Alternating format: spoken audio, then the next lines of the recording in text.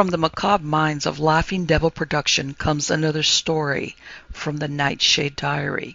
You know what that means. Check under the bed and make sure no one or nothing is there. Is the closet door securely shut? Then leave your disbelief behind, amp up your imagination, and hang on tight for another ride into terror and mystery. And like all good horror stories, just imagine it's a dark and stormy night. And remember, screaming like a little girl is permitted.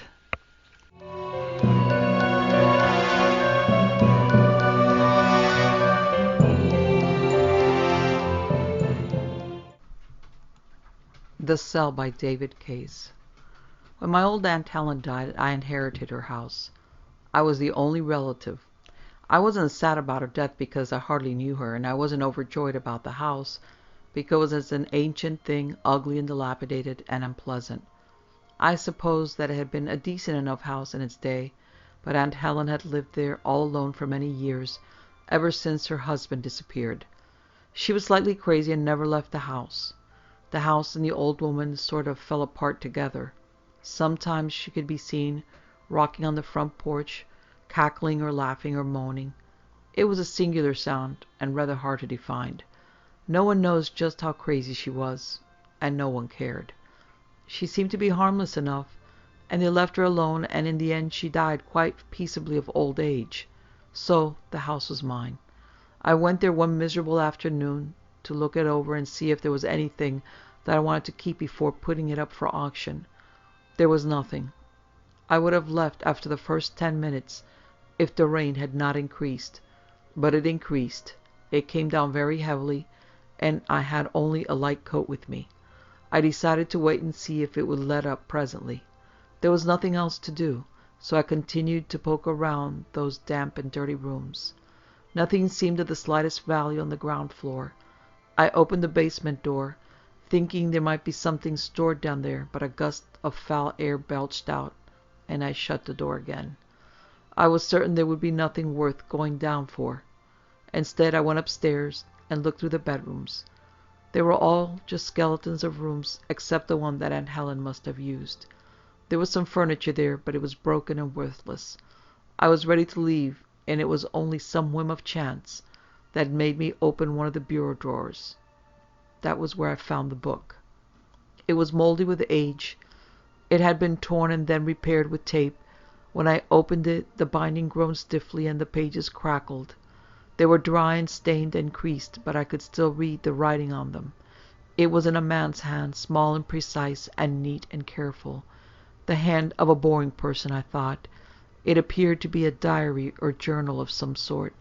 I read a line or two, started to toss it back in the drawer, read another line. I opened it towards the middle and read a few more words. Then I closed the book and took it downstairs and sat in the front room by the window. The light was dull and the pages brittle, but I began to read that extraordinary journal. I didn't stop. I didn't pause until I had read it all. I couldn't.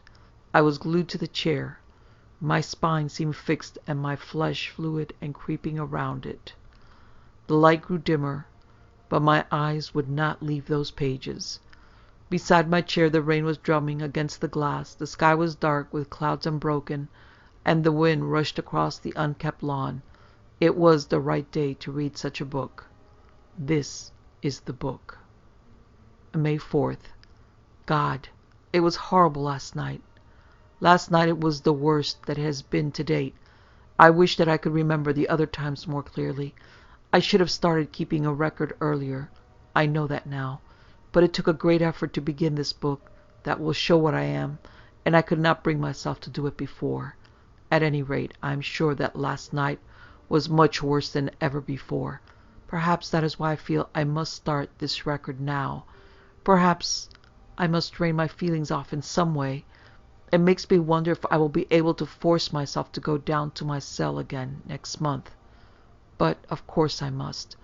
There can be no doubt of that, and I must never attempt to rationalize about it. No excuse will do. What I must do is to go down earlier next month. I can never leave it too late, or who knows what might happen. I suppose I could control it, but I left it just a bit too long last night, I think. I didn't mean to, but it's so difficult to tell. When I know that the thing is going to begin soon, I get nervous and anticipate the first signs, and it is often impossible to tell the anticipation from the beginnings.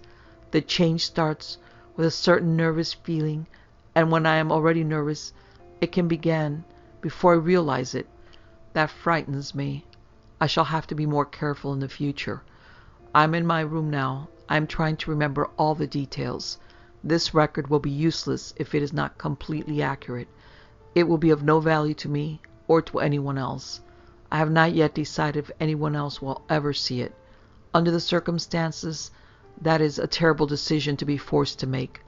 I know that if I ever offer this record, I must also offer proof. That is the terrible part. I don't want anyone to think I am mad. Last night, my wife began to get agitated just after dinner. We were in the front room.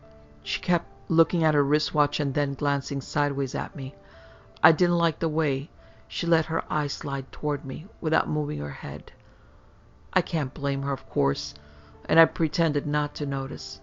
I dreaded the thought of going down and wanted to put it off as long as possible. It wasn't really very late, and the sky was still light. I was sitting beside the window where I would be able to know when it was time. I pretended to be absorbed in the evening paper, but I was much too restless to read. I just saw the print as a blur, but I don't think that was a symptom. All the lights were on in the room, and I was careful not to let Helen see me looking out of the window. I didn't want her to make her any more trouble than she already was, poor thing.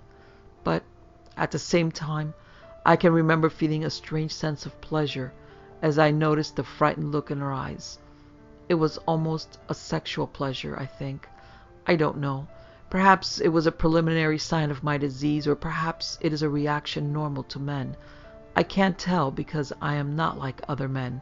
Still, I feel disgusted with myself as soon as I recognized that feeling, and so I knew that nothing had really started to take effect. The bad part at that time was the contrast, sitting there in that comfortable living room with the bright lights and the leather chairs and the new carpet, and at the same time knowing what was coming in an hour or so. It was grotesque. Leading a completely normal life most of the time, and trying to pretend that it was normal, made the change so much more repulsive.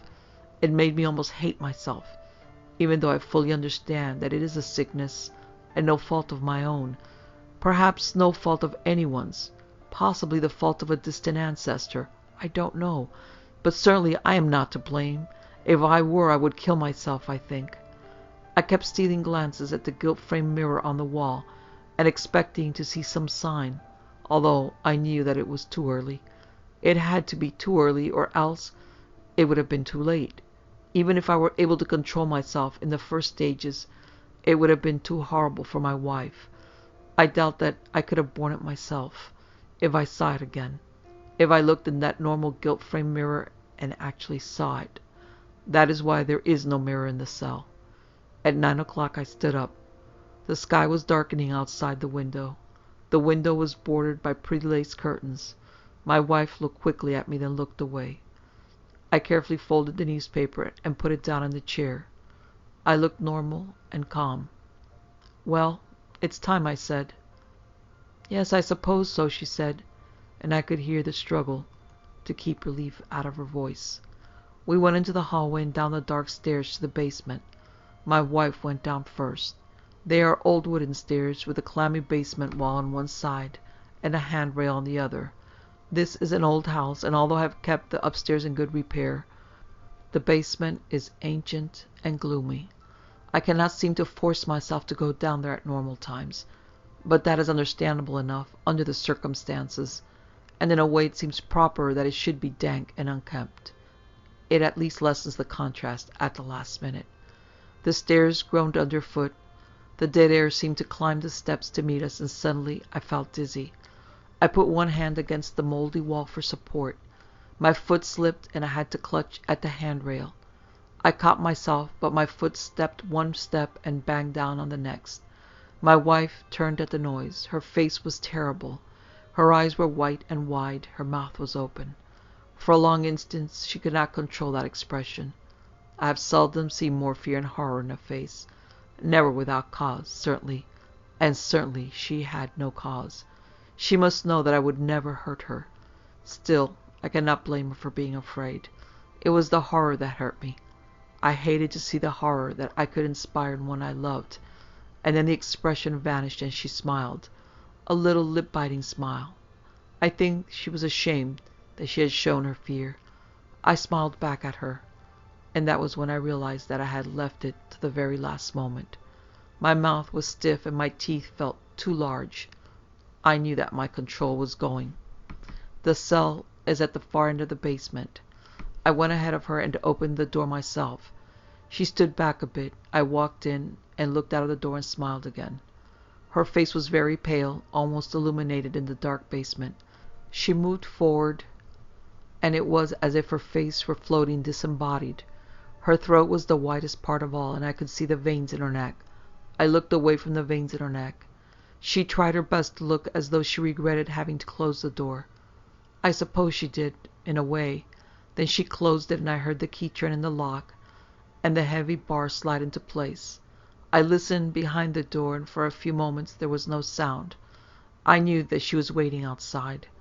I could picture her standing there, looking at the barred door with a mixture of relief and regret on that phosphorescent face. And then I heard her footsteps very faintly as she went back to the stairs. I heard the upstairs door close. I felt sorry for both of us. I sat down in the bare corner and buried my face in my hands.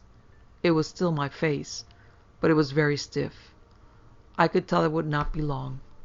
It seems to be getting quicker and easier for the change to come each month. It is not as painful. I wonder if that is a good sign or a bad sign. But I can't really talk about that yet. It would be too hard to write about the details. It would be almost as hard as it is for me to go into that cell, knowing the agonies to come. When my wife knocked at the door in the morning, I was still very weak, but I was all right. I was surprised that it was morning already. There is no way to tell time inside the cell, of course. I do not take my watch with me. Helen did not hear me answer the first time, and knocked again before she opened the door. She opened it a crack, and I saw one big eye peering in. Then she saw that everything was all right, and she opened the door wide. I am glad that she is cautious, of course, but still it hurts me. Damn this disease. She didn't ask how I was. She knows that I can't talk about it. I wonder if she is curious. I suppose she must be. She doesn't know that I am keeping this journal. I'm going to keep it locked in the desk in my study. I'm sitting at the desk now, looking out of the window at the trees. Everything is very peaceful today, and that last night is more nightmare than memory. If it only were. It is strange the way that memories come through to me after I have become myself again. I must think about that and try to describe it later. I don't know why, though. I don't know why I feel compelled to keep this record. It must be some form of release. I feel more relaxed now, at any rate. I'm going to rest now. My body suffers the damage that the other thing inflicts on itself. We share the same body, and I am exhausted. I will write later. May 6. I've been thinking about the disease. I thought about it all day yesterday. It is hard to do this clearly because when I am not myself, I seem to have no thoughts. Or if I do, I don't remember them after I have become myself again. I suppose that at other times my mind must work much as an animal's does. I am left only with a vague general impression of how I felt, how it felt. I do not know if I and it are the same, but we share the same body. Anyway, there is certainly no reasoning involved when I am changed. It must be purely instinct that motivates the thing.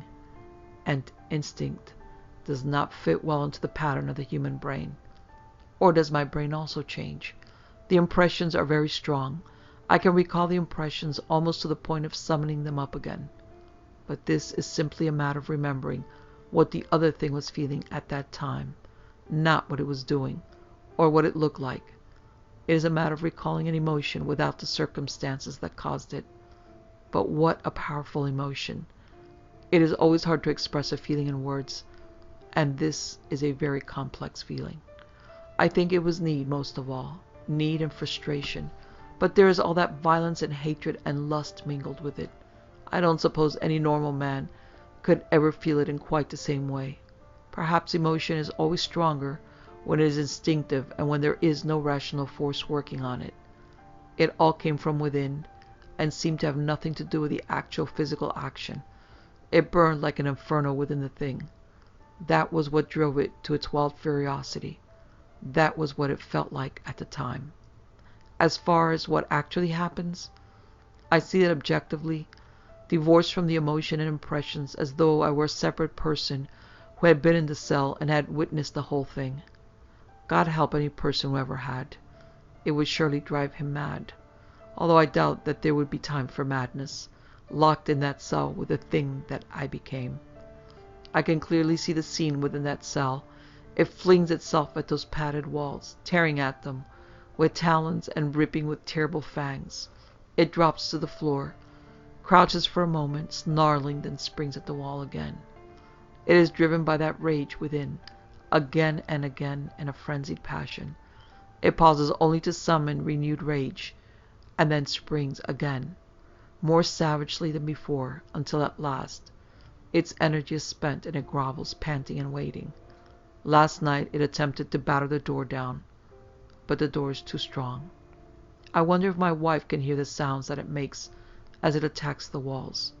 Or worse, far worse, the sounds that come from its snarling lips. That would be ghastly. They are very revolting sounds. At dinner yesterday I noticed the way that she looked at me as I ate. We had steak.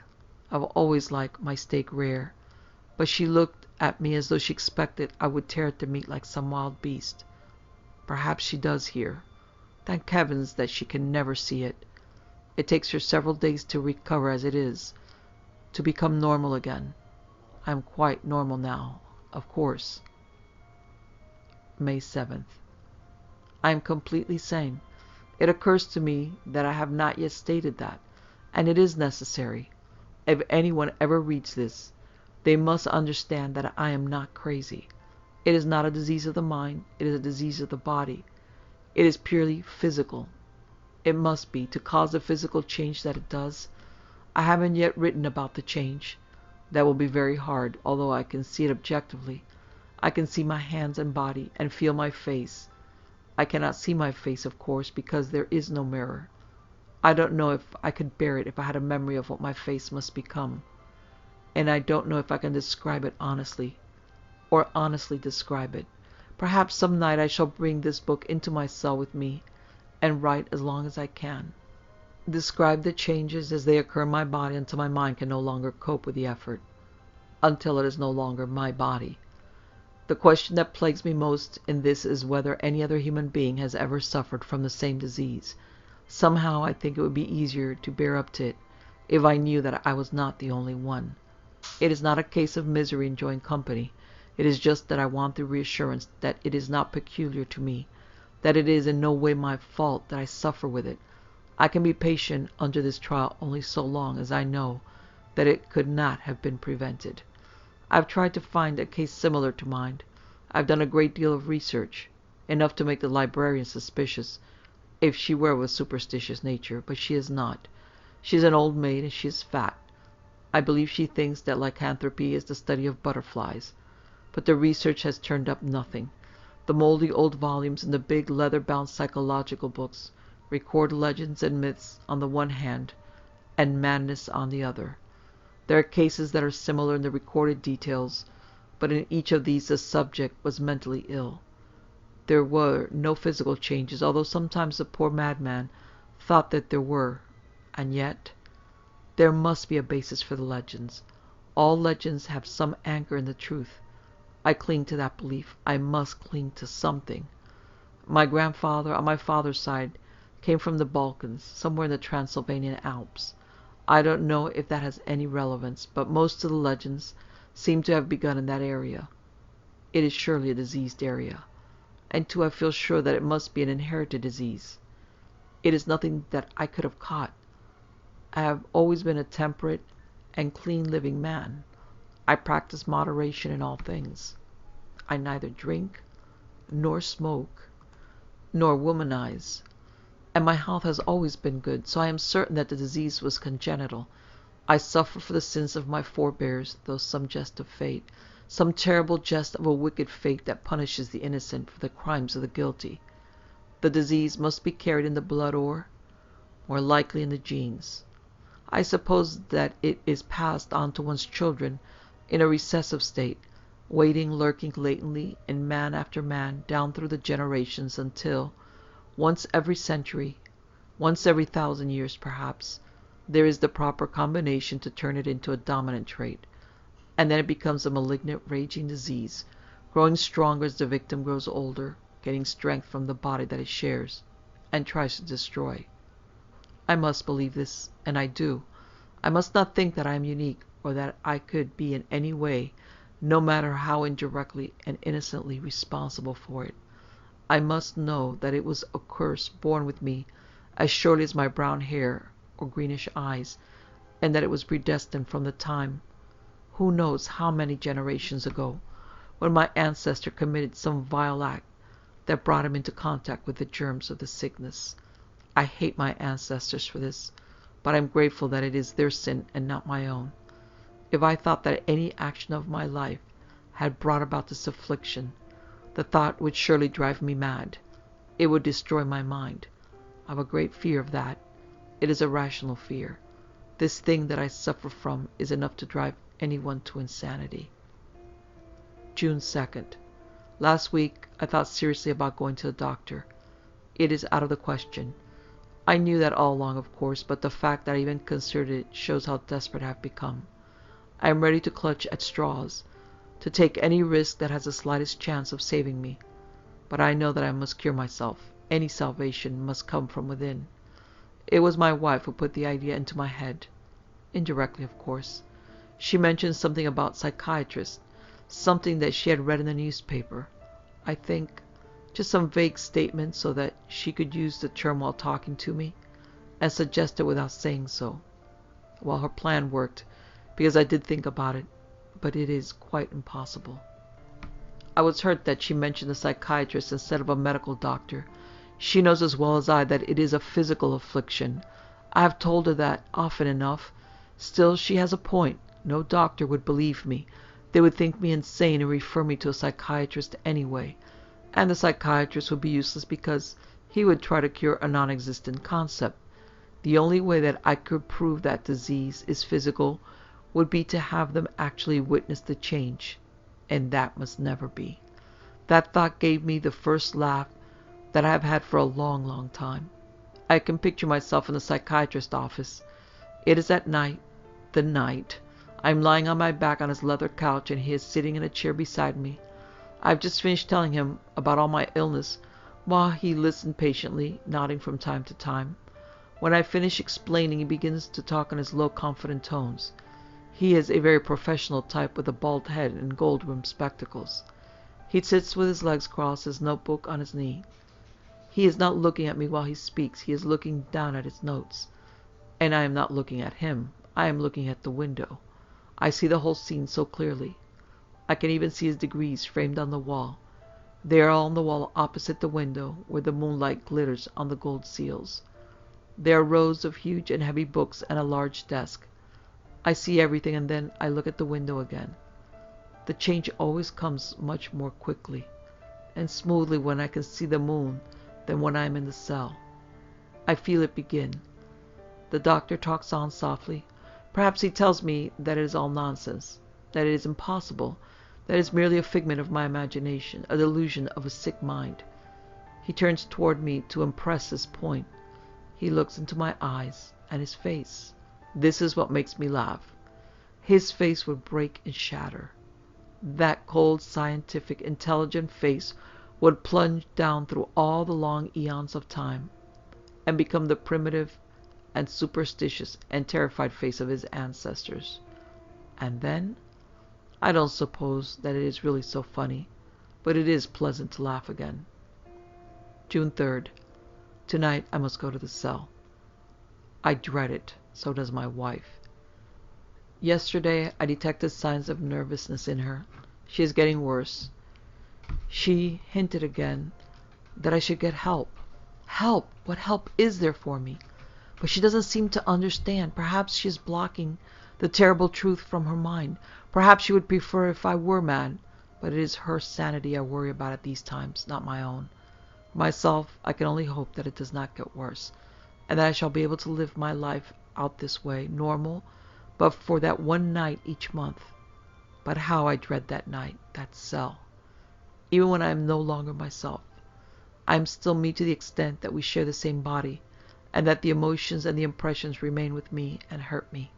Even now, a month later, I can still recall the feeling, not objectively the way that I can remember the way that the thing moved and acted, but deep inside me as one recalls a great pain from the past. It is unbearable to think of a future like this.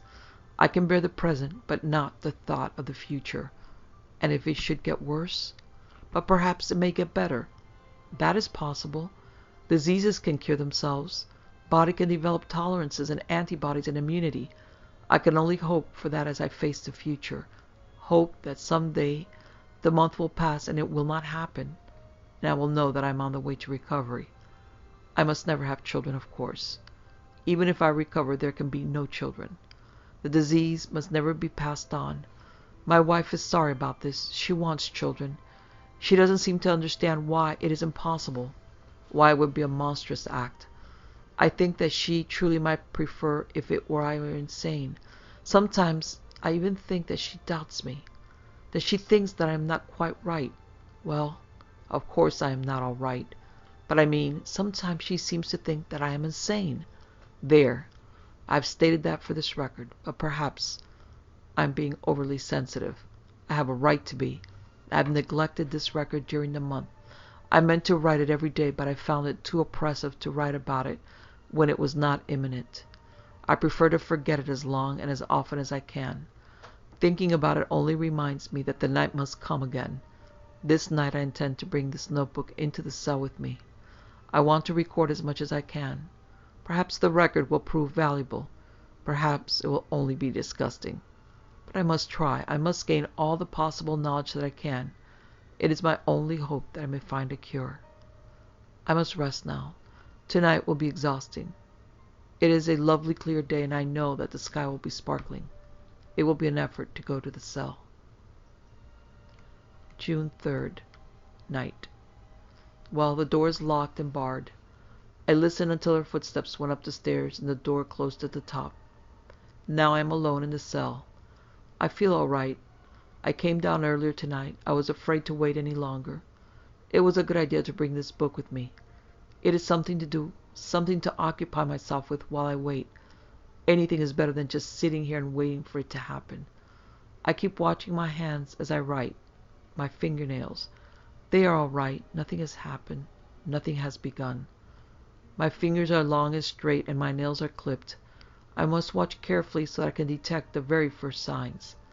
I want to be able to describe everything in complete detail. There is no furniture here in the cell. Furniture would only be destroyed. I am sitting in one corner with my knees drawn up and the notebook on them. The pages look slightly tinted. I should have thought to put a brighter bulb in the light. The light is in a recess in the ceiling and covered by a wires netting. The netting is a little twisted, but I don't remember doing that.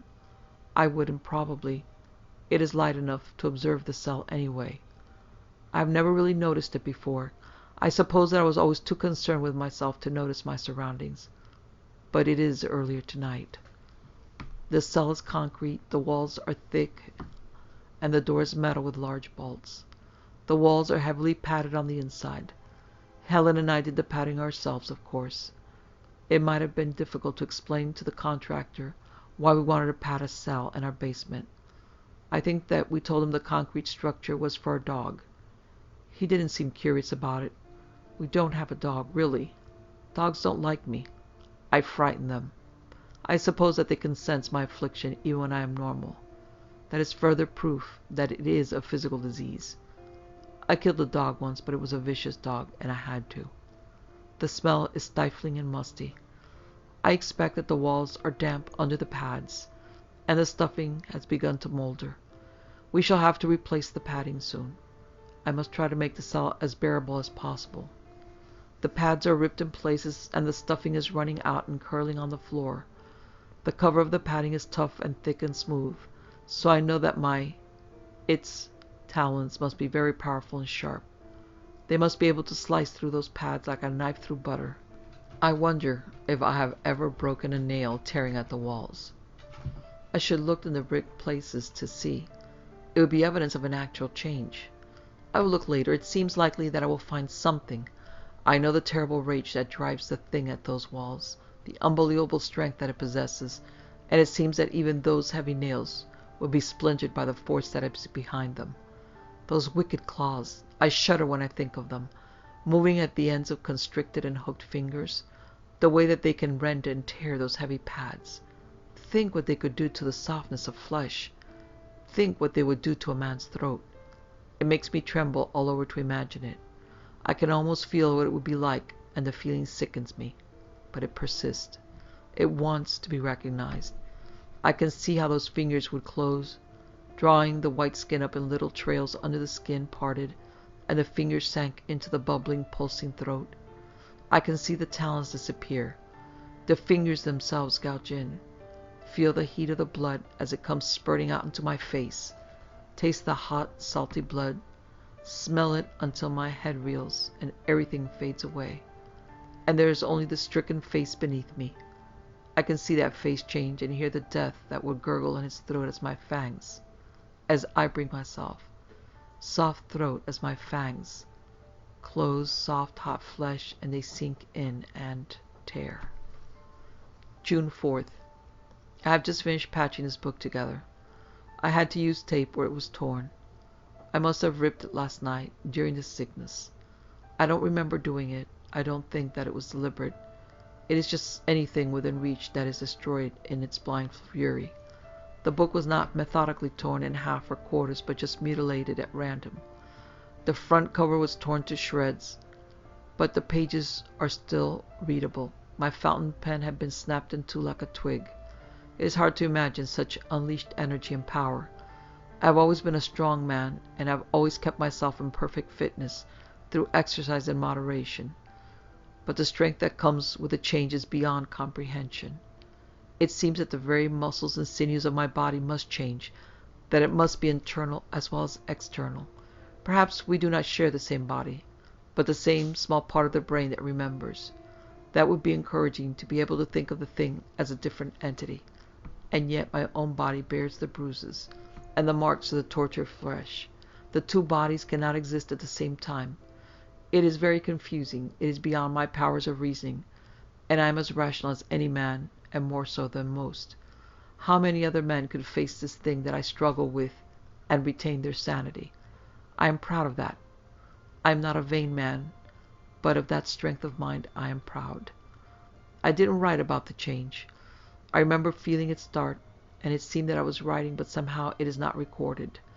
The last few lines of what I wrote are scribbled and blurred, and do not at all look like my handwriting, and I suppose that was a symptom. I was writing about how strong the thing's hands were, and then it just seemed to come to an end in the middle of a sentence. I imagined that my fingers had started to contract while I wrote, and that would account for the different style. But there is nothing there about the change. The change seemed different last night. Not greater, but different, somehow. I think that I've reached a new stage in the disease, and that the disease is changing, perhaps modifying. The thing is beginning to think more, or else I am beginning to remember more. Whatever it is, I can distinctly recall certain thoughts along with the impressions this time. I remember all that frustration and need and hatred, but I also remember snatches of vague thoughts. Not my thoughts, its thoughts. They are closer to the human thoughts in that they would be. It is hard to envisage human thoughts in that monstrous body. Disturbing. I do not want to share my mind with it. But I remember that it was reasoning, trying to figure some way to get out of the cell.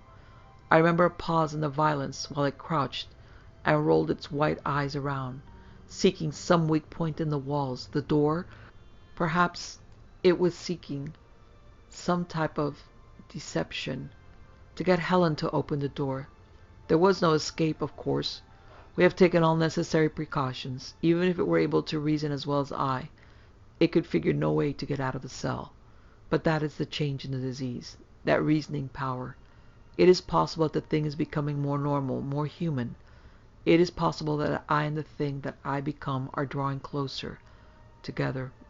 But it is impossible to say which of us is moving towards the closer relationship. Whether the disease is conquering me or I am beginning to cure myself. I cannot decide if this new development is a good thing or a bad thing. It makes me tremble. I am sweating profusely and my stomach is knotted with fright. I'm calmer now. I lay down for a few minutes. I can still taste the blood and foam on my lips, although I have brushed my teeth several times. I bit my lip last night. It is swollen and painful. I cannot get the taste from my mouth. I suppose that it is all in my mind. It was nauseating to awaken this morning and swallow and know that I could not brush my teeth and rinse my mouth until Helen came and let me out. It seemed as if I waited a very long time, but there was no way to tell. Time seems to stand still when it is enclosed in that cell. Time is surely a concrete dimension and relative to the other dimensions. Perhaps it is affected by my disease. It would be interesting if there was some way to measure it. I'm sure that it lasted longer last night. It certainly seemed to. It may be that it seemed longer because there were more impressions and memories. But my wife said that when she knocked at the usual time this morning, there was no answer from the cell. I always call out that everything is all right before she opens the door. And this morning I did not call at the usual hour. She said that she heard certain sounds, but that there was no answer. She did not say what the sounds were like. So she went back upstairs and waited another hour. I can imagine how frightened and worried she must have been during that time, wondering what had happened. Poor woman. She loves me so, and she cannot really understand. She did not know about the illness when she married me, and it was a terrible shock. I am grateful that she has stood up under the strain so well. She must worry and suffer as much as I, in a different woman's way. After another hour had elapsed, she came down and knocked at the cell door again. I answered this time, and she opened the door. She opened it very slowly, and I could hear her intake of breath when she first saw me. She must have been half mad with fear for me. I don't think she would be afraid of me. I don't remember her knocking the first time. I was surprised when she told me. I do have an indistinct impression of crouching beside the door with my thighs tensed and taut, and my hands opened in front of me as though I were waiting for something to open that door. But it's very vague. It could have been at any time. I know now that I would never wait that way for my wife. June 6th. I've been very worried thinking about how long it's lasted. Longer than usual this month. Longer than it ever did before, I think. I'm trying to get the history of my illness in context from the beginning so that I can follow the progress and the process. I feel that there's definitely a change coming and pray that it may be the first step towards recovery. Up until now, it had merely become worse time after time. It would seem that since it lasted longer the last time, it is just another step in the same direction. But there was also the fact that I remembered the thing's thoughts this time. That has never happened before, not since I really began to change. That is much closer to how it was when it first began. It may be the first sign that I am on the way back, that a cure has begun. It may have taken longer this time because it was less intense. I don't really see how it can get any worse than it is now. Thinking back on my life, I find that I cannot tell when it first began. It must have been very gradual. I surely would remember if it came on me suddenly all at once. A weaker mind might block the memory out to save itself from the knowledge, but I am sure that I would have faced it. Had I only known the truth in those days, there might have been some way to prevent it. I doubt it, but there might have been. But how was I to know? I was never a superstitious child. I did not even believe in the thing that I had become. I did not believe in Santa Claus or fairies or witches or the elves that leave money under a pillow and take away the baby teeth. My parents would have none of that nonsense and told me the truth from the first. So how was I to believe in the existence of... I will not write the word. I know what I am doing. That I have a block about admitting what I know to be true, as though the admission would condemn me more than the fact. But I cannot help that. And it is not the mental block of a weak man whose mind denies the truth. It is just that I rebel at putting the word on paper. I know the word. I think it. It dances in my thoughts. And I am strong enough to recognize it there and make no effort to deny it. I live with the knowledge as best I can. I know that all along, through all my life, the inherited sickness was there inside my blood, being carried to every capillary of my body, taking hold and growing stronger as I myself grew, waiting, lurking. I know that now. But how could anyone have predicted it? It was no fault of mine. I was a rather tempestuous child. I used to get angry, to throw tantrums, but many children do. It is common enough. There was never any physical change to me, no warnings, and yet my burst of violence, when I would fight with other children or break my favorite playthings, those outbursts did not seem to stem from any recognizable fact. They were not the result of something that angered or frustrated me. They seemed to come on for no reason, at any time whether I was happy or unhappy, at the moment they began. I can remember one time when a neighbor, a boy my own age but smaller, threw a rock and hit me over the eye. It hurt awfully. It broke the skin and a trickle of blood ran down the side of my face. The boy was frightened then because he had hit me for no reason, and because I was much stronger and could have easily punished him. But I did not. I did not even get angry, which amazed him, because he knew my reputation for flaring up. I simply looked at him with the blood running down, and I felt no anger at all. I can remember licking the blood from the corner of my mouth where it had gathered. I felt a bit dizzy from the blow, I suppose, and I just stood there and licked the blood away, and did nothing. The other boy must have thought that I was afraid of him because I did not retaliate, because after that he persecuted me. He would wait for me after school and throw stones at me and push me, and sometimes he would hit me with his fists. I never became angry with him. I never wanted to punish him or hurt him, and I took his abuse without any resentment. He used to boast about how I was terrorized, and all the other children used to make fun of me about this. But I didn't care. I've never cared what other people thought. This was an example of how my temper was not aroused at times when it would have been fully justified. And at other times, for no apparent reason, I can recall one evening toward dusk, when I was playing with my favorite toy, a clockwork train. I had been playing with it for some time and was quite happy, and then suddenly I picked it up from the tracks and smashed it against the floor until it was broken to pieces. I continued to smash it over and over again. My mother came into my room and was very angry that I had broken it, and threatened never to buy me another toy, but I didn't seem to care. Even later the next day I did not regret the loss of my train. When I thought of it, I merely felt as though it had been a good thing to break it. I felt glad that I had done it. It seemed satisfying. It was inconsistency like those two that made me different from other temperamental children. I realize now that the outburst must have followed the same cycle as the illness follows now, but at that time I had no reason to think about any regularity or detect any rhythm. Neither did my parents. They must have supposed it was merely the storms of adolescence, and I don't think that it worried them unduly. I don't remember very much about my mother. I suppose that she was overshadowed by my father. He was a big man, straight and broad-shouldered and strict. He was religious and very moral, and I have him to thank for the fact that I was brought up right, and that I've always avoided all vices and corruption. Many a time he lectured me, in his deep voice, one forefinger pointing towards my heart, giving me the benefit of his age and experience, and more vital, of the experiences that he had avoided. I was overawed by him, by his knowledge and his goodness and his strength, and I always tried to live a life of which he would have been proud. And I believe that I have done that except for the disease. It is almost impossible to realize that my father himself must have carried the disease in his blood, that good and strict man had passed the curse on, unknowingly, to his son.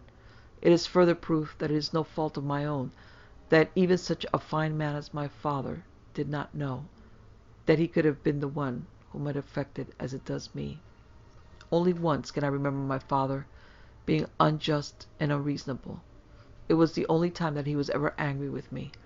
That was when I had to kill the neighbor's dog, and I have never been able to understand why my father did not see that it was necessary. The dog belonged to my enemy, the boy who constantly persecuted me. I do not remember his name. He was an insignificant creature and hardly worth remembering, but I remember his dog. It was a large and vicious brute, a mongrel with a great deal of Alsatian in it. It was often with the boy when he tormented me, and it added its snarls to its master's jibe. It would watch with yellow eyes while the boy plagued me. Its tongue hung out and its muzzle twitched as though it was very satisfied that I was being tormented. I never paid any attention to the dog at those times. I ignored it and its master, but of the two I believe I hated the dog more. I know it's a fallacy to believe that dog is man's best friend. It is a stupid statement made by sentimental and ignorant people who have been deceived by the brutes, and this dog was a particularly foul beast, with a filthy mottled hide and yellow teeth. It had never attacked me, but I could tell that it would have liked to. One evening I was coming home from town rather late. I forget what I was doing at that hour, but at any rate it was dark as I walked towards our house. It must have been a moonlit night because everything was very clear. It was necessary to pass our neighbor's house on the way to my own, for we lived on the same road. To avoid passing their house, I would have to go through the woods, and I saw no reason for this. Well, I was passing their house, minding my own business, when my enemy suddenly appeared. He began to throw stones at me as usual, and I ignored him. I walked on. He hit me in the back with one stone, and it hurt. I knew that it would leave a bruise. I walked on a little way, and then I must have sat down beside the road. I know that I thought about the boy, and wondered why he hated me so, and after a while I began to hate him. I had never felt that way towards him before, and it must have been the sum total of all his injustices and attacks that finally added up to the whole of hatred. The longer I sat there, the more I hated him. I remembered everything that he had done to me. I remembered the first time when he had cut my head and I had tasted my own blood. For some reason, the taste of that blood came back to me more strongly than it had seemed when it happened. I knew that he would torment me forever unless I put a stop to it, and I got up and walked back towards the house. He was in the yard by the woodshed. He saw me coming and picked up a stone and began to yell tauntingly, calling me unmentionable names. It enraged me to hear him use those foul words, and I knew for the first time how truly evil he was. I didn't understand why I had tolerated him before, how I could have let such a wicked person annoy me. I wanted to punish him for annoying me, but more strongly, I wanted to punish him for being a deplorable creature, a foul-mouthed and evil-minded creature. He had to be taught a lesson. I walked right up to him. He continued to taunt me until I was quite close, and then he must have realized with his slow, dim mind that this was not the same as the other times, because he began to back away. I went after him, walking slowly. When he threw the stone, it struck me in the face, but I hardly felt it. He ran backwards to the woodshed, and I moved between him and the house. I remember how his eyes darted around as he looked for help, for a path to escape. I was much bigger and stronger than him. I was bigger than anyone else of my age at school. And he became very frightened. His fear did not satisfy me for some reason. It made me all the more anxious to punish him. I felt he realized that he must be punished, that he knew he was evil, and if he were not punished, he would think that it was all right to do as he did. I would not have that. I went at him, and he tried to run, but I am very fast and nimble even now, and in those days I could move like a cat. I caught him with both hands. I caught him by the neck and threw him down on the ground. He tried to kick me, but I brushed his feet aside and fell over him. He hit me in the face with his small fist, but it was less than an insect sting. I got my hands very firmly around his neck and began to punish him. I intended to punish him greatly in proportion to his sins. I squeezed and his eyes got very large, and that made me feel satisfied, or almost satisfied, as if satisfaction were on the way, and the harder I squeezed, the more rapidly it came. It seemed to run up from my fingertips to my shoulders and then diffuse through my body. He stopped hitting me. His small hands were wrapped around my wrists, but they could do nothing. I put all my weight into my arms and pressed. It was then that the savage brute attacked me. I had not seen it sneak up behind me. It was sly and vicious, and the first thing that I was aware of it was when it pounced on me. I had to release the boy, and the dog and I rolled over. It was a powerful creature, but it was so much for me in an equal struggle. I got over it and got my hands under its collar and twisted. I turned the collar right around, choking the brute. It had torn my forearm with its teeth, and the blood ran down my arm and splattered over the dog. The sight of the blood drove me in a frenzy. I realized then how dangerous that animal was, and how necessary it was that it should be destroyed. I twisted the collar round again, and it bit into the hairy throat. The tongue slid from its muzzle, and I banged its head against the ground so that its own teeth buried themselves in that laughing tongue that was no longer laughing so slyly. The look in the creature's eyes was delightful. It knew that it was going to die then. It knew that it was going to pay for its viciousness, and the eyes rolled and bulged out like two yellowish hard-boiled eggs. It made me laugh to see that, but I did not laugh so much that I had to release my grip. I did not let the dog go until it was very dead. When I stood up, finally, I saw that the boy had recovered and run away. He must have gone into his house. I would have followed him, but for some reason I no longer hated him. Perhaps I felt that he had been punished enough. I was sure that he would torment me no more. The dog was like a limp and oil-stained rag in the moonlight, and I felt very good. A good job well done. I felt warm and satisfied, and I turned and walked home. My arm did not begin to hurt until later. In the morning, the boy's father came to our house and talked with my father. After he had gone, my father spoke to me. He seemed angry. I explained to him that it had been self-defense, and that the beast had tried to kill me. But he had the strange idea that I had attacked the boy first, and that the dog had died protecting its master. Even my father was fooled by that common lie about dogs being faithful and true, and I could not make him understand. I showed him the slash in my forearm, but it made no difference. He seemed to really believe that I had tried to kill the boy, ridiculous though it seems. But that was the only time that my father was ever unjust, and he forgot about it after a while. And no one ever taunted me or threw rocks at me again. June 7th. I am up early today and intend to work on this journal until lunchtime. I read what I wrote yesterday about the dog. I don't think that it is really relevant to the disease. I was, after all, forced into killing it to save myself, and any man would have done the same. But it does show a bit of the violence of which I am capable, and also the tolerant attitude that I take at normal times, so I will leave it in the record for what it is worth, and continue with my efforts to get the beginnings of the illness sorted out clearly in my mind, in sequence and intensity, so that they can help me to foresee what the next change will be. My strongest impression of those early years concerns the woods. We lived in a large old house in the country, and the woods were behind it. The house was draughty and chilly and damp, and I did not like it, but I was always happy in the woods, except when those feelings took possession of me. I liked to go into the woods alone. I always felt safer when there were no other people about. I can still picture just how it looked there. I always seem to picture it in the moonlight, however. The impression of it in the day is not strong, but this may be because there was more distractions in the daylight, and fixed memories yielded to immediate sensations.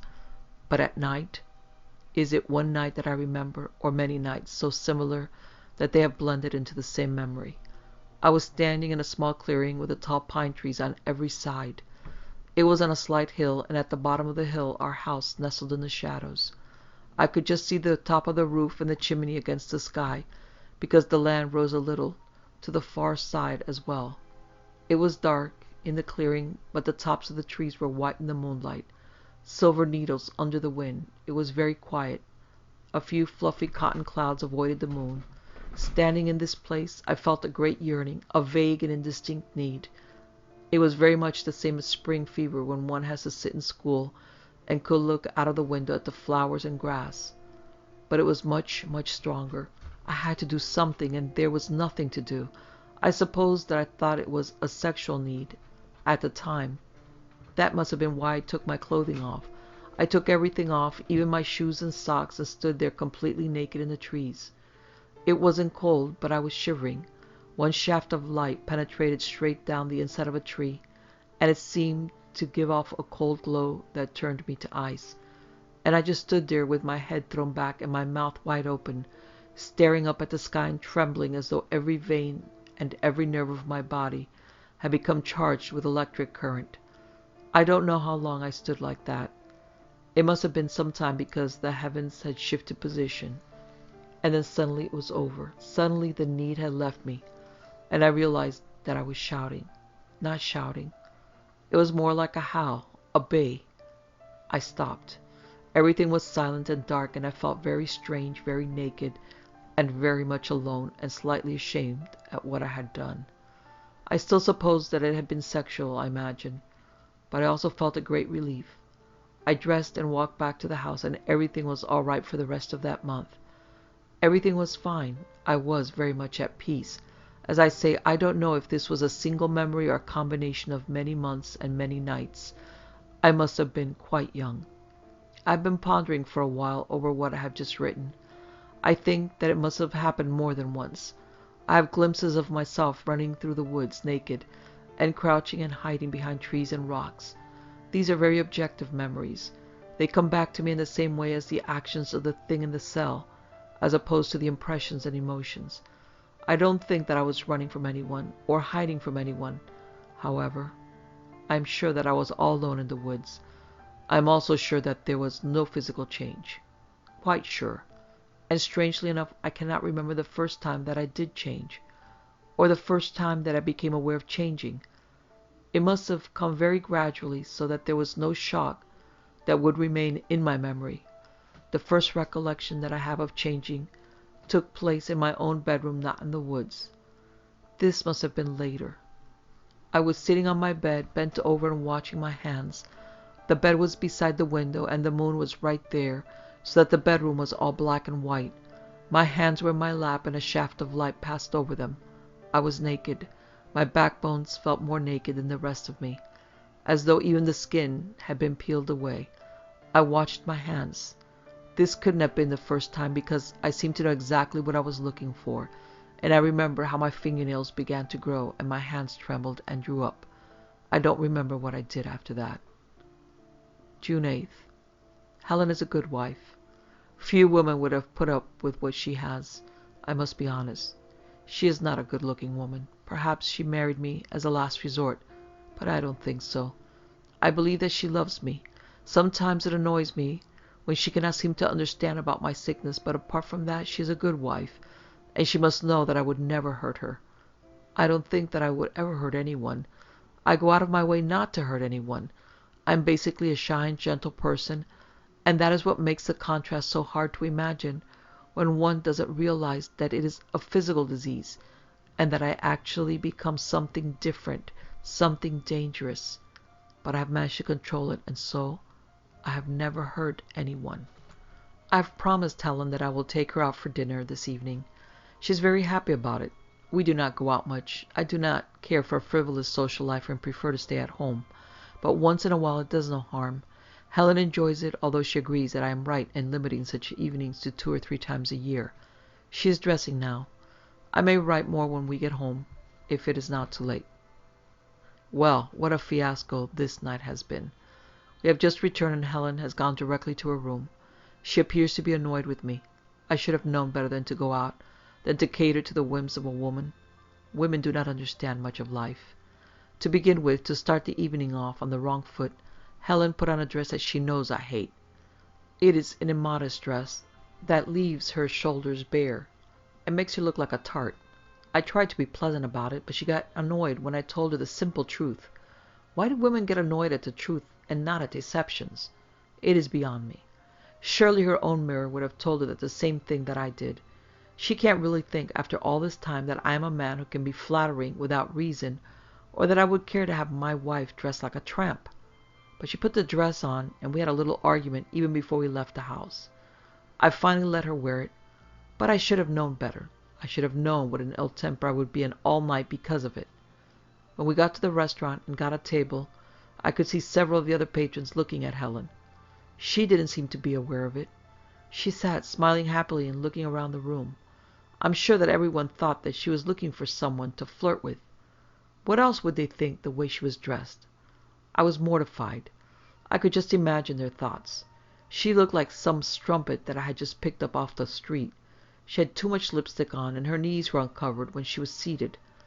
I would have got up and walked out right then if I had not been too embarrassed to leave my seat. I determined to destroy that dress as soon as we were home, so it would never disgrace me again. And unbelievably, poor Helen seemed to have no idea what a stir she was causing. She is so innocent and inexperienced. She looked around as though she were really enjoying herself, and I tried to pretend I did not notice anyone else. I did, though. Some of the other women in the room were dressed as bad or worse than my wife, and I realized then that it was not the proper place for us to be. We had never eaten there before, and it had a good reputation, and so I had been deceived. It was one of those gaudy places with plush walls and candles that pretend to be European and overcharge their customers for bad food. I hate any place or any person that pretends to be something other than they are. When the waiter came, he leaned over the table a little from behind Helen. I'm sure that he was attempting to look down the front of her dress. It enrages me even now as I recall that greasy smile. He had a little mustache and wavy hair, and he was some sort of foreigner, an Italian perhaps. He had an accent, or affected one. I was angry and miserable, and it is little wonder that I lost my temper when he brought me the wrong order. I hate fancy foreign food. I had ordered a plain steak with boiled potatoes and no salad. When my order arrived, the steak was ruined with some slimy sauce, and there were creamed potatoes and an oily salad. It was revolting. On top of all the other annoyances, it was simply too much to take. Perhaps I should have controlled my temper, even though it was justified. Perhaps, as Helen says, I should not have thrown the plate at the waiter. But I don't regret it. These foreigners have to learn that they can't push everyone around. I acted on the spur of the moment. Before I even thought about what I was doing, I lifted the plate on one open hand. The waiter was leaning towards me with that nasty smile, and I hurled the plate, food first, directly into his face. I believe that I was as gentlemanly as possible under the circumstances. I did not shout or cause a scene or speak to him. I simply threw it in his face. Well, we left after that. We weren't asked to leave, and I suppose that I was respected for sticking up for my rights, but we left anyway. Helen cried as we walked out, and I kept my head up and looked about and saw that everyone in the place was looking at us, or, more precisely, they were looking at that lewd dress that she wore. Some of them were snickering, and some looked angry, but I didn't let it bother me. I kept my dignity through the whole affair. Helen doesn't seem to realize that it was all her fault, and she has gone directly to her room and locked the door. I'd heard her lock it. She made sure of that. It was just a bit of feminine dramatics, of course. I never go to her room. Anyway, perhaps this evening will serve one good cause. It may convince my wife that it's not a good thing to go out so often. June 9th. Helen was still angry this morning. For a while she did not speak to me. That was all right with me. I was still thinking about the wasted evening and that horrible restaurant that charged far too much and brought the wrong food. But then she mentioned how I had flared up for no reason. For no reason! She even suggested that it had been a symptom of my sickness. In the middle of the month? It shows that she still has no idea what it is. I had to grip the edge of the table to keep from shouting at her, and I must have looked very angry because she went away without another word. She looked rather chastened. I shall try to be more tolerant of her stupidity. It is, after all, a hard thing for a normal person to comprehend, and it was such a shock to her when I had to tell her about it. I often wonder if the shock did not unbalance her slightly. Not much, but enough to account for some of the things that she does that aren't reasonable, such as thinking that harlot's dress that she wore last night was attractive and wanting to go out in the evening like a teenager and mistaking genuine and justified anger for a symptom of my disease. Yes, I must be more tolerant of her, poor thing. It wasn't really bad when we were first married. It wasn't until afterward that it got really bad, and the increase was slow enough so that I could see it coming and make plans to prevent any accidents. I didn't have the cell then. I didn't need it. There was plenty of time to have it made when I saw the need. Oh, I changed. I changed all right, but not nearly as much as I now. Never completely. I still looked human. I remember how I looked in those early stages, before I was afraid to look in the mirror. My face looked unshaven, nothing more, as if I had gone a week without a shave. My teeth were long, but I was able to keep them covered with my lips so that they looked as though they protruded. It was the eyes that were the worst. They were definitely animal eyes. At least they were definitely not human eyes. But there was nothing that was really out of the ordinary to the extent that anyone who did not know what I normally looked like would have noticed. They would simply have thought that I was a singularly ugly person. I never lost control in those days. The disease never took over. It just raged in me like a fever. and I always, at least partly, was myself. That was before we needed the cell and before I told Helen about it. I suppose that it was wrong to marry her without telling her, but I did not expect it to get worse, and I am sure that it would have made no difference. She would have married me regardless. On those nights when it happened, I would go to bed early and turn the lights out. We had separate rooms, of course. I would tell Helen that I did not feel well, and she would not bother me. She must have eventually noticed the regularity of the attacks, because once she made a very crude joke about monthly sickness, and I had to give her a stern lecture on what women did, and did not mention even to their husbands. But then it continued to get worse, and finally I decided it was better to take no chances. I began to go out of town once a month. I told her that it was a business trip, and I suppose she believed me. She didn't act suspiciously, and she made no vulgar jest about it. She knew that I was not the type of creature who would keep a mistress or go away for a gay night once a month, and so she trusted me and asked no questions. I would go to some town about 30 or 40 miles away. I went to a different town each month. I would check into some cheap little hotel, cheap because no one would notice an unshaven man in a cheap hotel, and spend the long night in a dingy room. I would never leave that room, no matter how unpleasant it became through that night, and it certainly became unpleasant. I wanted so badly to go out. I needed something. Perhaps it was the urge to run naked through the woods again. But I fought against it and conquered it and remained in the room. I always locked the door on the inside. It would have been better to have someone else lock me in, but I couldn't very well ask the clerk to do that. That would have been suspicious, so I had to rely on my willpower. Luckily, I am a strong-minded man, and I managed. Although it was very often very bad, I managed. Later, when I knew that it was getting progressively worse, it was necessary to have the cell constructed. It was a plan that I had been long considering. I had to tell my wife about the sickness then. That was the hardest part.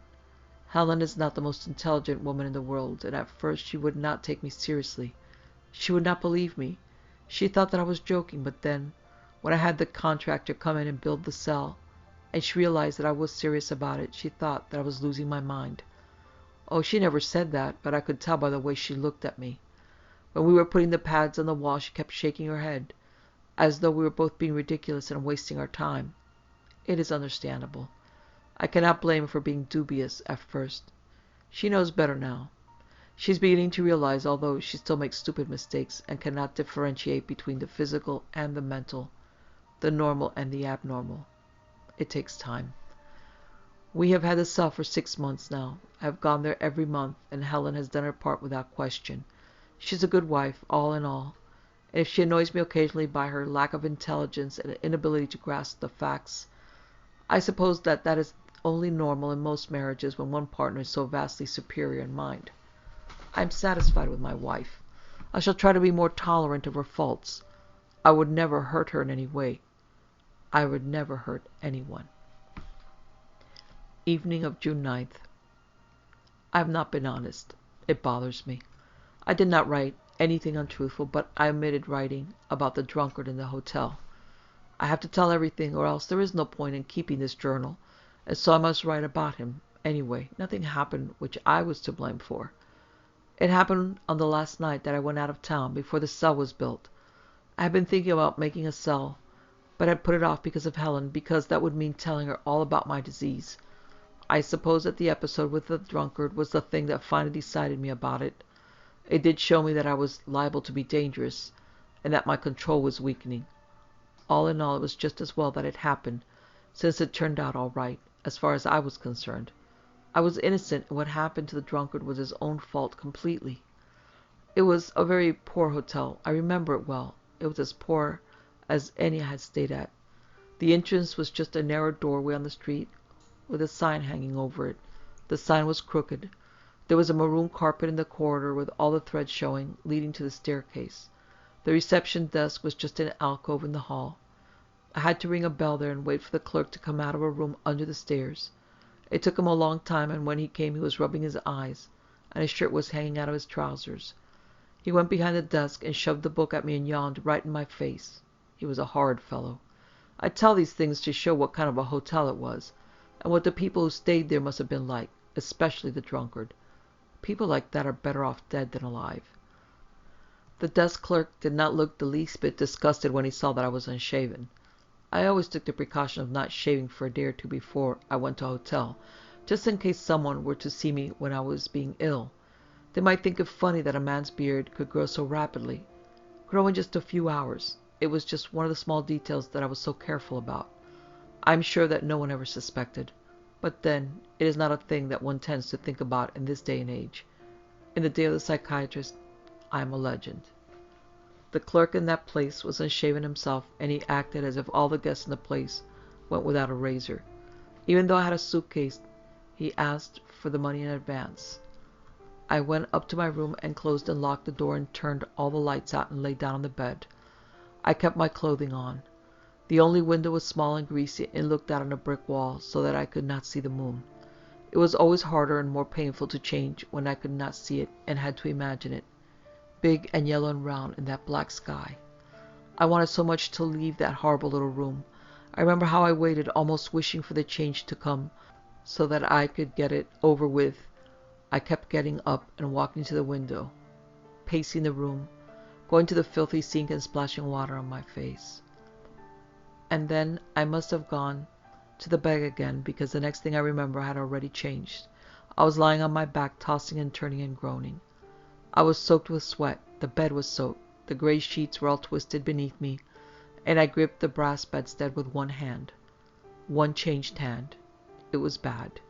It was like having a high fever and hallucinations. But I was strong, and I stuck it out, and all the while I was thinking that I had never been so bad before. And then I heard the drunkard come down the corridor. I've always despised drunkard, anyone who has seen to artificial aids to life, and cannot be content and happy without stimulants and drugs. This drunkard was singing loudly, and his footsteps were clumping. I lay very still as he came near the door to my room, and he must have got the rooms confused because he stopped outside my door. He tried it. I heard the knob turn and rattle, and then he tried to fit his key into the lock, and I heard it scraping and clanking. I did not move at all. I lay there with my eyes rolling and the froth on my lips. I could hear him cursing and swearing, and I hated him. I have never hated anyone as much as I hated that drunkard, and I had a terrible thought. Suppose in this cheap hotel his key could open my door. Suppose he were to come into the room and see me. Rage and fear moved me. I leaped from the bed and was across a room, leaning with my ear against the door. I listened. I heard his labored breathing and his muttered words. I pressed against the door so that he would not be able to open it. I am exceedingly strong when I have changed, and he could not have opened the door against me. The door felt hot and smooth against my bristly cheek and hands. And then he began to pound on the door. He pounded very loudly, and I was afraid that he might awaken everyone, that there might be a dispute, that the night clerk might demand that I open up so that it could be settled. I waited silently while my insides boiled and bubbled, and he continued to bang on the door. I think that I opened the door then. I didn't really hurt him, but I will never forget the look on his face when he saw me.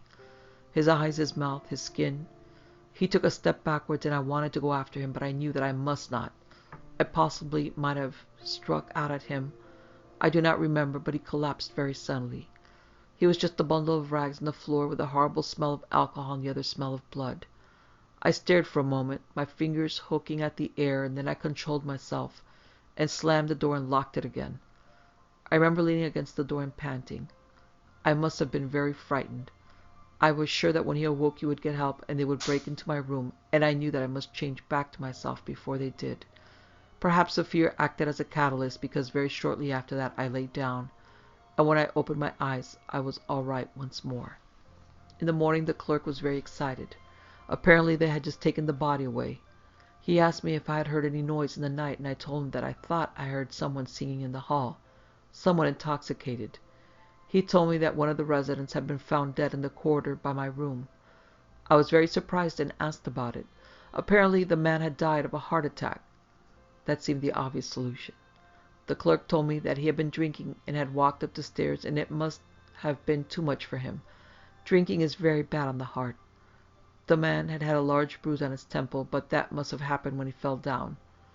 Anyway, that is what happened with the drunkard in the hotel. And so it wasn't really my fault. I didn't hurt him. June 11th. I'm afraid that the librarian is suspicious of me. It came as a terrible shock. I had never considered her intelligent enough to suspect anything, but I see now that that was my mistake. She is one of the types that are stupid enough to believe in the things that intelligent people laugh at. That makes her very dangerous. I don't know what I should do about her. I won't go back there, of course, but if she already suspects, I don't know. I would hate to suffer because of such a stupid woman. I first began to distrust her when I went to the library today. I walked past her desk and nodded, and she nodded back as usual, but I noticed that there was a calendar on her desk. It was right there in full view as though she had been studying it. There had never been a calendar there before. Why should there be one now? If it was necessary in order to keep track of how long books had been out on loan, she would have always had one. Anyway, the books are all stamped in the back or something. No, I'm sure that she has a calendar to keep track of the full moons. I thought that as soon as I saw it, but I wasn't sure. There was a chance that she might be innocent. I always give a person the benefit of the doubt, but then, when she followed me into the dark back room, it is very silent and gloomy in the back, where the big research books are. No one seems to use that room much. I was looking through an old volume, and suddenly the librarian came in. She had her arms full of books and pretended that she had come to put them on the shelves, but she didn't fool me. She was watching me. When I turned and stared at her, she blushed. She said something inane, and I kept staring, and she shoved the books in at random and hurried off. She has a disgusting way of walking, so that her bottom bounces suggestively. She is overweight and unclean looking. She is an old maid, although not really so old. I've often seen young men talking to her at the desk, pretending that they are interested in some books and leaning towards her. I am sure that she has foul habits. It is no wonder that she has never married. She doesn't look like a virgin either, but I'm afraid of what she suspects. She's dangerous. I don't know what she might try to do. When I left, she tried to strike up a conversation.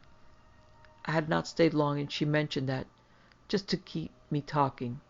She was smiling and flushed, pretending to be interested in me in ways other than she is. I gave her a crisp nod and went right past the desk without saying anything. I could feel her looking at my back until I had left the building. I know what she wants, to get me into a conversation so she can find out more about me. She pretends to be flirting with me, but she has other motives. That is a pretense, but it is a mistake on her part to imagine that I am the type of man who would be interested in a flirtation. Still, I must admit, it is a possibility that she is genuinely trying to strike up an acquaintance. I know that I am appealing to women, and she is quite wretched and probably has few friends. She is much homelier than Helen. If that is the case, then I have nothing to fear from her, although I must feel disgusted that any woman should attempt to start something with a happily married man. Any woman who would do that is better off dead. They are not fit to live, to corrupt our society. Perhaps it would be better not to suddenly stop going to the library. That might simply arouse any suspicions that she has. It might be better to talk to her and see just how much she suspects. June 15. I went back to the library today. She tried to strike up a conversation again. I talked to her for a few minutes this time just to see how she reacted. It is hard to tell what she is thinking. I have never had much experience with women of that sort. She appeared to be trying to tempt me. It is monstrous, but I believe it may be true. I feel relieved that she did not ask me any questions that showed she was suspicious of me, but it sickened me to see the way that she carried on. I had all I could do from letting her see how angry I was.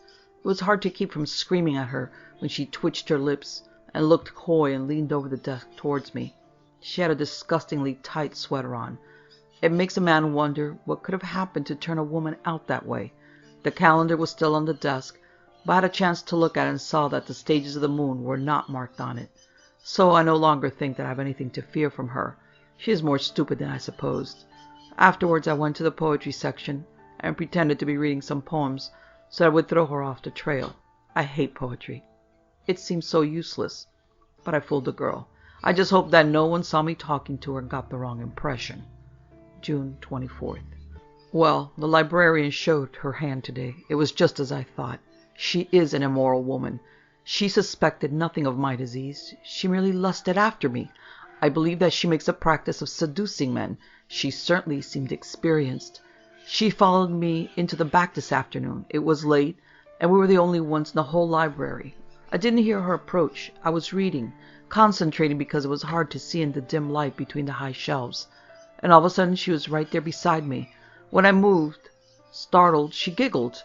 She asked if she had scared me. And then before I could answer, she said that I needn't be frightened of her. She has very wicked eyes. They seem to reflect her soul. They gleam. I could not help but look into those horrible eyes. It was like staring at a flickering fire. It was hypnotic. Why is that? Why should a moral man be fascinated by evil and degradation and be unable to take his eyes away? Is the horror of seeing wickedness so strong? Try as I would, I could not look away from her, and the creature mistook my loathing for interest. She moved closer to me. I forget what she said. It was meaningless, just something to say as she smiled. I think that she asked me why I was so shy and timid. I couldn't answer. I couldn't force myself to speak to her. I remember opening my mouth to tell her how I despised her, but words failed me, and then she reached out and touched my arm. Her fingers brushed my arm, and it was like the touch of the devil himself. An icy hatred moved from my arm to my heart itself, and everything faded away. The shelves and the books and the walls all vanished into a red haze, and all I could see was her gruesome countenance drawing closer and closer to mine. I believe that she would have actually kissed me if I had not struck her. I don't remember telling myself to slap her, so it must have been a purely reflective movement. Self-preservation works for the soul as well as the mortal life, and I had to stop her. I slapped her as hard as I could in the face. I've never struck a woman before, but I do not regret it. That creature was less than a woman, less than a human. She was an abomination on life itself, a bloated parasite feeding on men's bodies. After I struck her, I turned and walked away. She didn't pursue me. She did not say a word. I suppose that she was stunned by my blow. Perhaps she fell down. I did not wait to see. I just walked out of that library and came home. My hands were still trembling. It was a dreadful experience, and I know that I shall never forget it. I only hope that I may have done some good, that my strength and resolve will show her that not every man can be ruined by her perverted desires. The evening of June 24th. Well, I just had a shock. It was a remarkable coincidence, no doubt about that. I had just finished this afternoon's entry in this journal and gone downstairs to listen to the news on the radio. It appears that someone has murdered the librarian. The announcer said that she was found in the back room of the library between two high bookshelves. Her neck had been broken by a tremendous blow to the side of the head. It must have happened in the very same place where she tried to work her evil designs on me. I expect that it was under much the same circumstances. She was undoubtedly in the habit of following men back there and approaching them without the slightest trace of modesty. Well, after being rebuffed by me, she was most likely feeling frustrated or desperate, or whatever it is that lewd women feel when they come up against a man strong enough to resist them. And I imagine that she tried harder with the next man that she managed to trap. The great coincidence of it is this man, the murderer, must have been a very moral person, the same as I, and he reacted to her foul advances with uncontrolled anger. He probably did not mean to kill her, although surely she's better off dead, but he must have hit her the same way that I did, except he had less control over himself and struck her too hard. That is what I think has happened. I may be wrong, but whatever it was, I cannot feel sorry for that woman. I'm sure that it is better she is dead. My wife heard the broadcast too and asked me if I had not been at the library at the approximate time of the murder. I said that it must have happened after I left, but I didn't tell her that I was sure I knew how it had happened. That would have been too embarrassing, and I'm sure that Helen could not conceive of such a woman and would only be confused. She said that I should go to the police, that I might be able to help them, but I saw no one else. There is nothing that I can do. I don't want to get involved, and besides, I cannot help but feel sympathy for the man. Murder is a dreadful crime, of course, but under certain circumstances it is justified, and when one's morals are outraged, it is very easy to lose control, and to do something that would normally be out of the question. I couldn't explain this to Helen. She's not intelligent enough to understand that in certain instances the letter of the law is not necessarily correct. I just told her I was sure I could not be of any assistance to the law, and she agreed. Although I cannot help but feel she thinks that I'm shirking my duty to society. Well, the police will undoubtedly apprehend the man. It seems likely that he will give himself up after he has had time to consider and realize that it was justifiable homicide or self-defense or with extenuating circumstances. The law should not be too harsh with him once he has told his story. I suppose he must be punished in some way because that is the law. But for myself, I think that he is more to be admired than punished. His only crime was in failing to keep himself under control, as I did in similar circumstances. But of course I am a remarkable man. I cannot expect everyone to be as strong-willed and restrained. June 27th. I had a rather curious conversation with Helen while we were taking coffee this morning. For several minutes she seemed to want to say something, but kept hesitating. I presumed that it was about the time of month. It draws near again, or the cell, or perhaps about seeing a doctor. But it wasn't. "They haven't caught that murderer yet," she said. She meant the man who killed the librarian. The police had apparently found no clues. It must be difficult to solve an unpremeditated murder, since there is no motive, and in this case the man was most likely a complete stranger to the librarian. I found myself hoping that he will escape the written law, for his actions were ordained by the higher law of morality. I said, "Perhaps they won't." "Don't you think that you should go down and tell them that you were there?" she asked. I asked her why. "Well, you must have been there at almost the same time as the killer. She was murdered before you came home, apparently. There might be something you could tell them." "I've told you I saw nothing."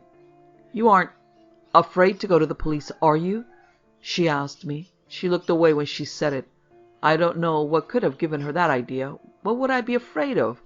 I repeated that I knew nothing, and when I told her that I hoped the man would escape punishment, because the librarian had obviously been a bad woman, I did not tell her that the woman had tried to work her ways on me, but maybe she guessed it, because she looked at me in a very strange way and then left the table and went to her room. It was a funny way for her to behave.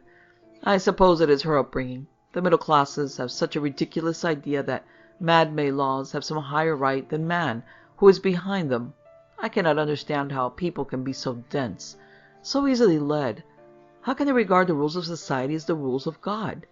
They make no distinction between descriptive laws and laws that are relative to the situation, between the eternal laws of nature and God, and morality, and the fluctuating and often wrong laws that men create to hinder themselves and others. It truly bothers me that this is so, that prejudice has made it so. Just think how it applies to myself. I would be scorned and hated and punished if anyone knew of my affliction.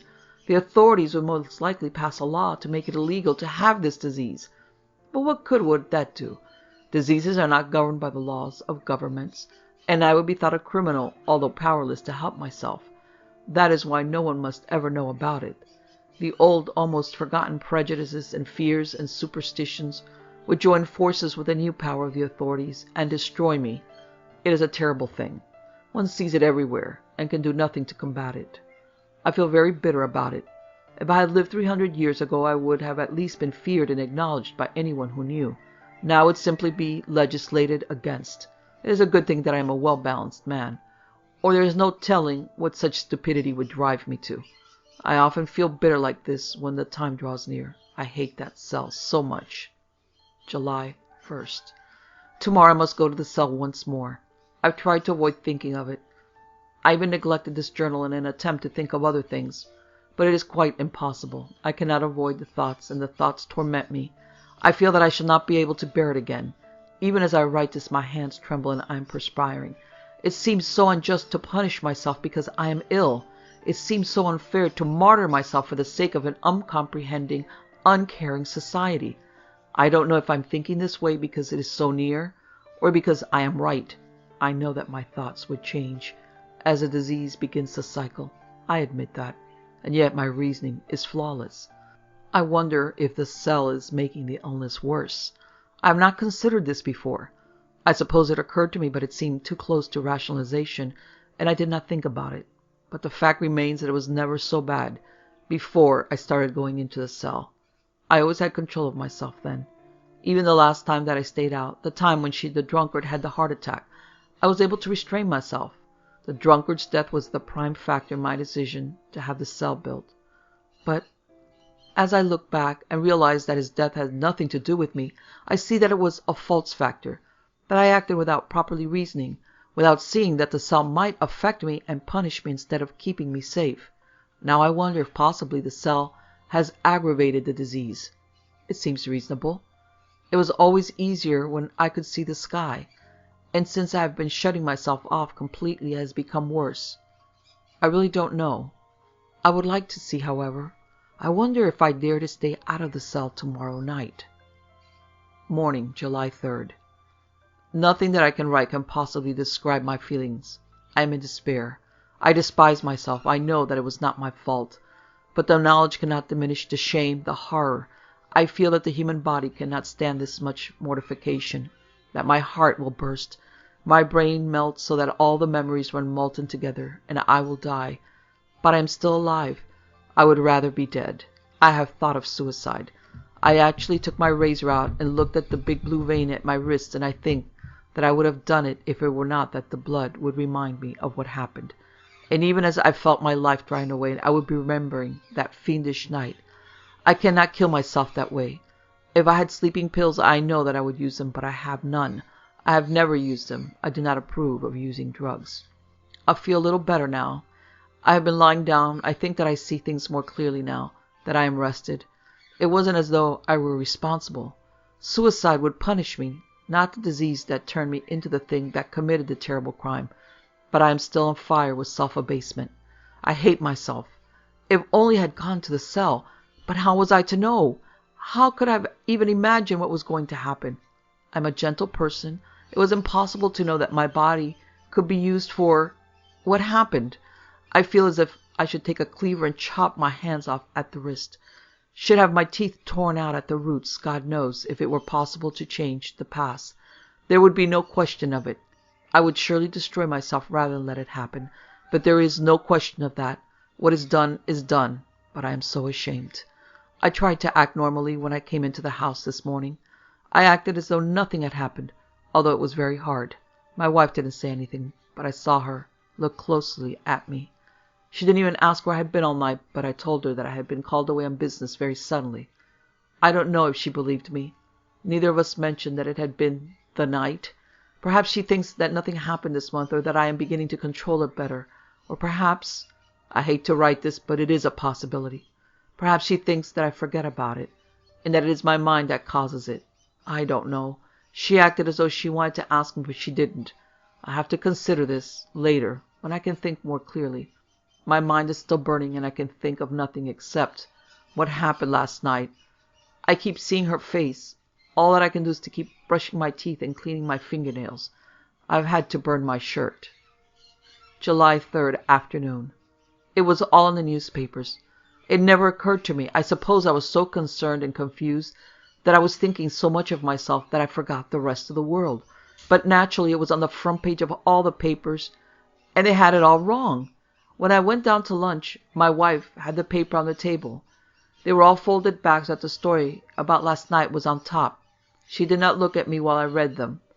That was a good thing, because I could not help but show my anger and pain. It was enough to make even a strong man lose restraint. I'm certain that Helen knows I am the one. I only hope that she realizes that the newspapers have it all wrong. They have made it out to be much worse than it really was, although it was certainly bad. They called it the work of a madman. A madman! They used all the most lurid words and the worst type of sensationalism, all the most violent terms and expressions, and the most ghoulish descriptions and details, and each and every paper referred to it as an insane act. Newspapers are supposed to keep to the objective facts, and now feel obligated to formulate theories about which they know nothing. But they are all so eager for sales that they must make everything sound as obscene as possible. What evil-minded fiends they must be! They have even implied that it was a sex crime. That is the worst of all. Every paper implied that the girl had been sexually assaulted. It sickens me to the very heart. They go so far as to say that her clothing was disarranged, that her thighs had been torn and bleeding, and her stomach gouged and mutilated, that her blouse had been torn off, and her underclothes shredded, and her private parts mangled. All facts designed to make it appear that she had been sexually interfered with. Can't they see that clothing must have become disarranged when one struggles as she did? Are they so sick That they can never see beyond a sexual motive for any act? Or do they ignore the truth in order to sell more papers? I am furious. It enrages me to see that the newspapers can be so irresponsible. And the public, the terrible public, to think that the way to increase circulation is to publish such complete lies, such sensationalism. What is wrong with our society that men and women actually enjoy reading such things? How can an ill person ever hope to be cured in such a society? It is so discouraging. It makes me lose hope. I have the papers here in my room. They are all alike. The headlines differ, but the lies are the same. The headlines range from madman slays girl in wood, to sex fiend murder, to mangled corpse in Lover's Lane. And nowhere in any of the stories is there any suggestion of a physical illness. Are they blind? Or do they fear to look at the truth? Do they prefer the mentally ill to the innocent? What can I do about it? I have contemplated writing letters to each of the newspapers, explaining how it was and what the disease is. They would surely publish the letters, if only to increase sales, but who knows what alterations or omissions they would make. I'm sure that they would destroy any truth that I wrote them. I have learned that they are not to be trusted. I would like to have the editors of those scandalous papers locked in a room with me, locked in the cell with me on the night that it happens. I would like to see the way their faces change as they look upon the truth, as they realize how wrong and wicked and libelous they have been. That would be the way to show them, to teach them the truth, and to teach them how to suffer for their errors at the same time. It would not be corrective punishment, but they would deserve it. I should not be thinking that way. I can feel my heart begin to drum. My blood is hurtling through my veins. I suppose it must be some reaction left by last night, some after effect of the disease. It is probably not well to let myself feel this way. It is yielding to the emotions of the sickness instead of combating it. I must never let it gain control when it is not necessary. But it is understandable why I should feel that way. I have been outraged and slandered without cause by men who care nothing for truth, men who deserve to suffer, men who would be better off dead. I am too disgusted and angry to write any more now. Later, I must write and cancel my subscriptions to those papers. The night of July 3rd. I feel obligated to tell what really happened, no matter how painful the effort is. I must write it all objectively and truthfully. It may bring me relief to purge myself this way, or it may increase the despair. I can only do it and see, and do it regardless. I must show that it was the act of a sick person and not the disgusting crime of a pervert. That is what hurts me most, to be labeled a pervert, a sex pervert. I, of all people, to be so misunderstood. I hope and pray that Helen does not believe the newspapers. She is not given to thinking for herself. She has a tendency to believe whatever she reads instead of forming her own opinions, and it drives me to frenzy to imagine that she might be thinking of me in that light, by that lie. What would she feel if she believed that I had raped a young woman? The possibility of being thought capable of such a fiendish act appalls me. I would hate anyone who believed that I was capable of it. Hate them terribly. I have always been very pure in mind and body. Even with my wife, I have tried to limit our sexual relations to a minimum. I must never have been guilty of feeling any great need for sex, and usually I do it simply to satisfy Helen. I believe that she is a bit oversexed, but I've managed to regulate that, and to show her by my example that continence is the proper basis for health and purity. Overindulgence in sexual acts is every bit as heinous as taking drugs, or drinking to excess. Perhaps the fact that it happened in that Lover's Lane gave those newspapers the wrong impression, but that was merely a coincidence. I swear I did not touch her in any unclean manner. Even after I had changed, my moral code was strong enough to resist that temptation, even if it had occurred, but it did not. There was never the slightest urge towards it. It could just as well have been a man as a girl. The fact that it was a girl and that she was young and rather pretty, in a cheap and painted way, had absolutely nothing to do with what happened. I swear that. I would never, under any circumstances, interfere with a woman. I suppose that in one way I should be thankful that they have got it all wrong. It will throw the police off the trail. They will be searching for a madman, a sex pervert. There is no way that I could come under suspicion. My life has always been beyond reproach. The more they investigate, the further from the truth they seem to move. In the late news broadcast, it was hinted that there might be a link between the crime and the librarian's murder. The poor benighted fools! How could they imagine that? It is beyond me. I suppose they are desperate to solve one crime or the other, and find it less compelling if they are able to lump them together. Well, they will never find the truth. That is definite. I see that I am unable to write objectively. I'm still a bit annoyed at the newspapers and a little shaken by last night. Tomorrow I will write exactly how it was. July 6. I have waited until I feel that I can explain everything calmly. I could not trust myself before, but now I am ready, and I will describe what really happened on that night and show how wrong the newspapers are. That afternoon I went for a long walk. I left the house just after lunch, and there was plenty of time before darkness would set in. Helen did not seem to realize what night it was, or else she thought that I would only be gone a short while. She didn't question me when I went out. At any rate, I had not the faintest idea where I would spend the night, but I knew that I had to get away from that cell. I could not bear the thought of going there again, and I knew that I must get away from the town, away from people. I intended to take no chances, I thought. I had convinced myself. I truly believed that it was the confinement to the cell that had made the change so much greater in the past months. Being shut off from the air and the sky and the moon, I had felt the change violently, and I believed that since the change had to be more powerful to occur in the stifling cell, it had also been greater necessarily. I know now that that is not so, that the degree of change is not modified by the degree of struggle necessary to bring it about, but I firmly believed it then. I could not foresee any danger. I walked around the streets aimlessly for some time, and then, in the late afternoon, I headed away from the populated areas. I walked west. I did not hurry, but I walked at a steady pace, and very soon the town was behind me, and I was on the open road. It was a wide highway, and motor cars roared by in clouds of dust and noise, and it was very unpleasant. I have never cared for motor cars myself. I prefer to walk or to take a train. Perhaps I am somewhat old-fashioned, but I see no harm in that. I see that as a virtue in this day and age of idleness and laziness. Soon it began to grow dark, and some of the cars had their headlights on.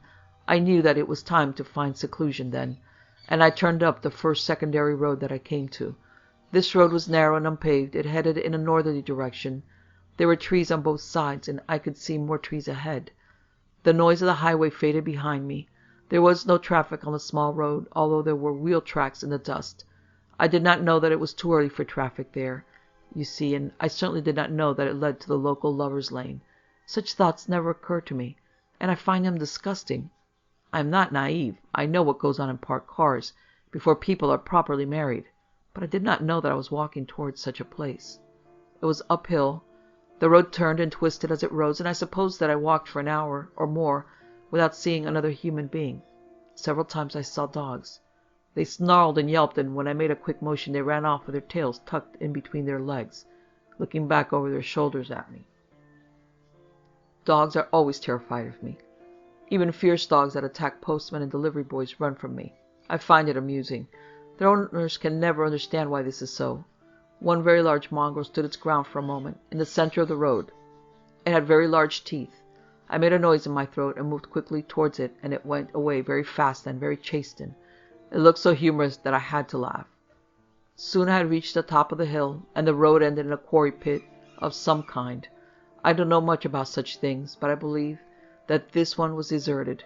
It was growing dark by the time, and I paused to rest. I sat on a flat stone and loosened my necktie. I was sweating a little from the climb, but it was relaxing to be there in the open all alone. It brought back memories of childhood. I felt quite sure that the change would be slight, and that I would be satisfied to run through the woods as I had in the past. It never occurred to me that I might meet another person. Everything was so deserted and so quiet. The sounds of the woods are not like the sounds of the cities. They are pleasant background, almost like music. I was content to sit there with my eyes closed, and I believe that I would have stayed right there all night and nothing terrible would have happened if the car hadn't come. I heard it when it was still a long way away. At first I thought that it was down on the highway, but then it seemed to be getting closer. It annoyed me. I didn't want to be disturbed, and I could see why a car should be coming to the deserted sandpit.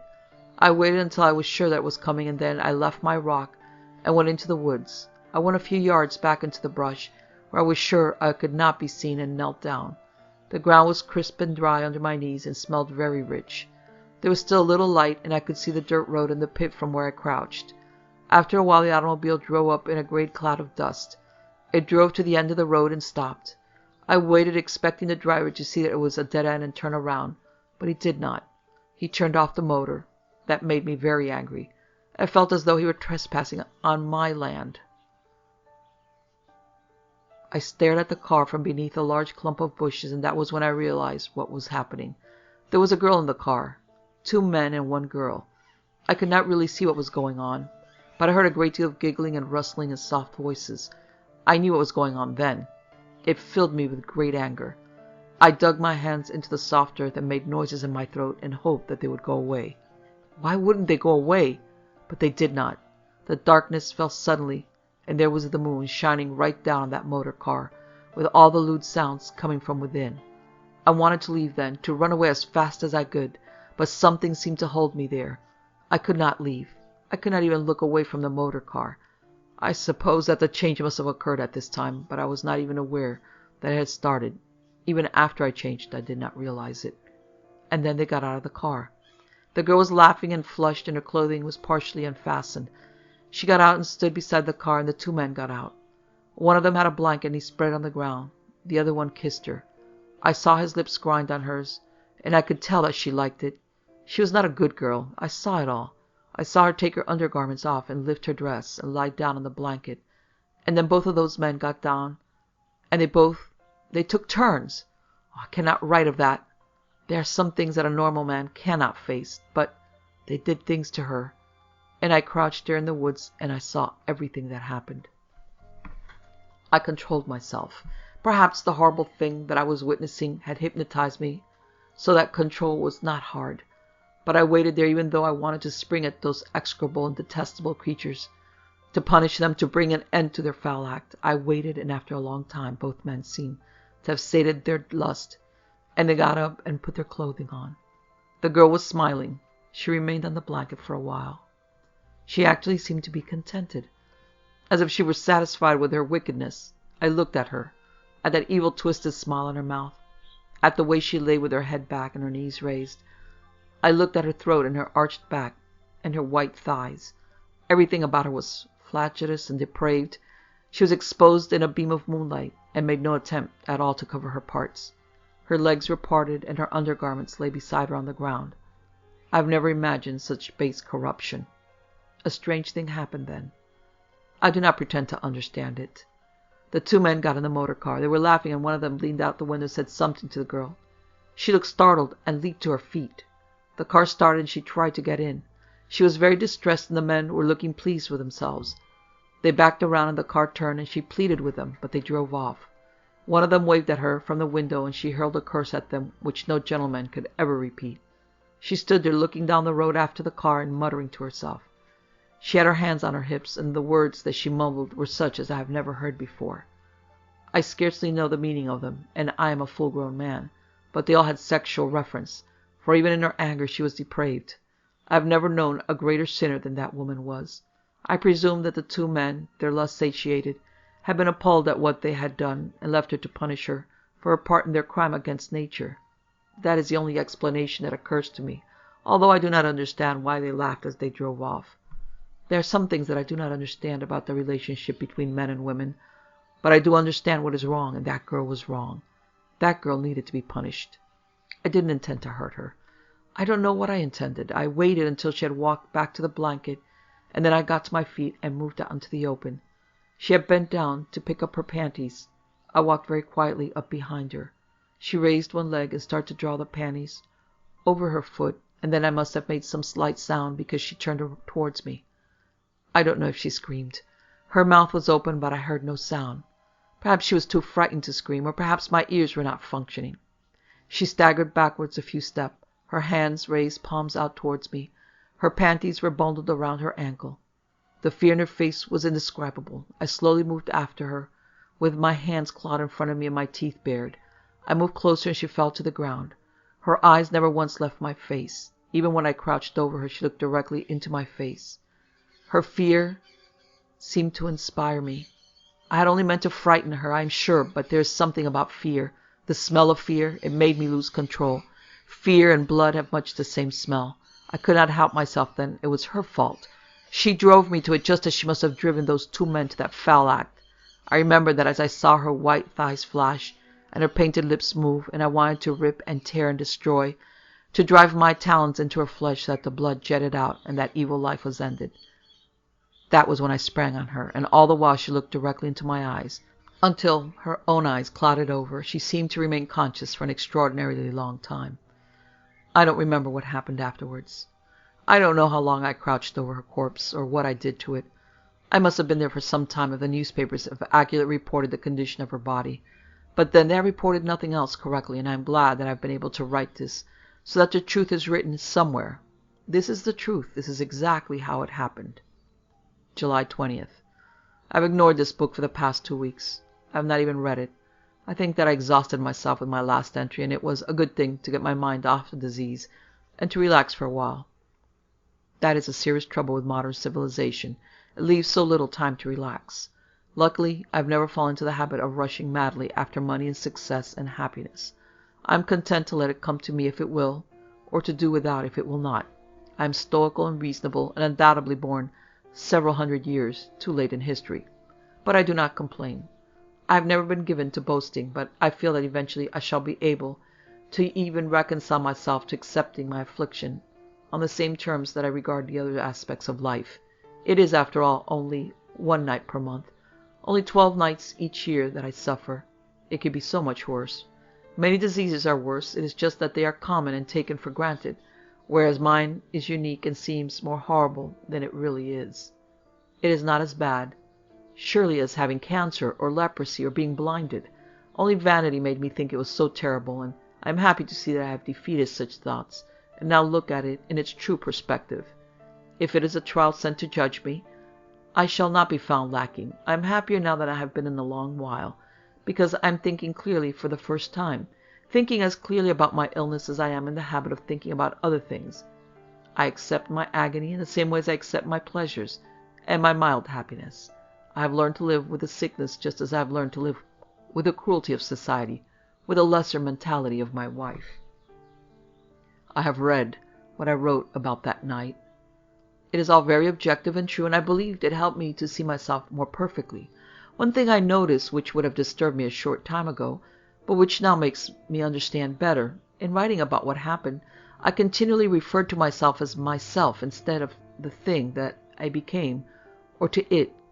I see that those words were defense, that I used them instead of facing the truth, for of course it and I are the same. We are the same being with changes and differences, but basically the same. I can even face up to that now, and it shows how well I am thinking.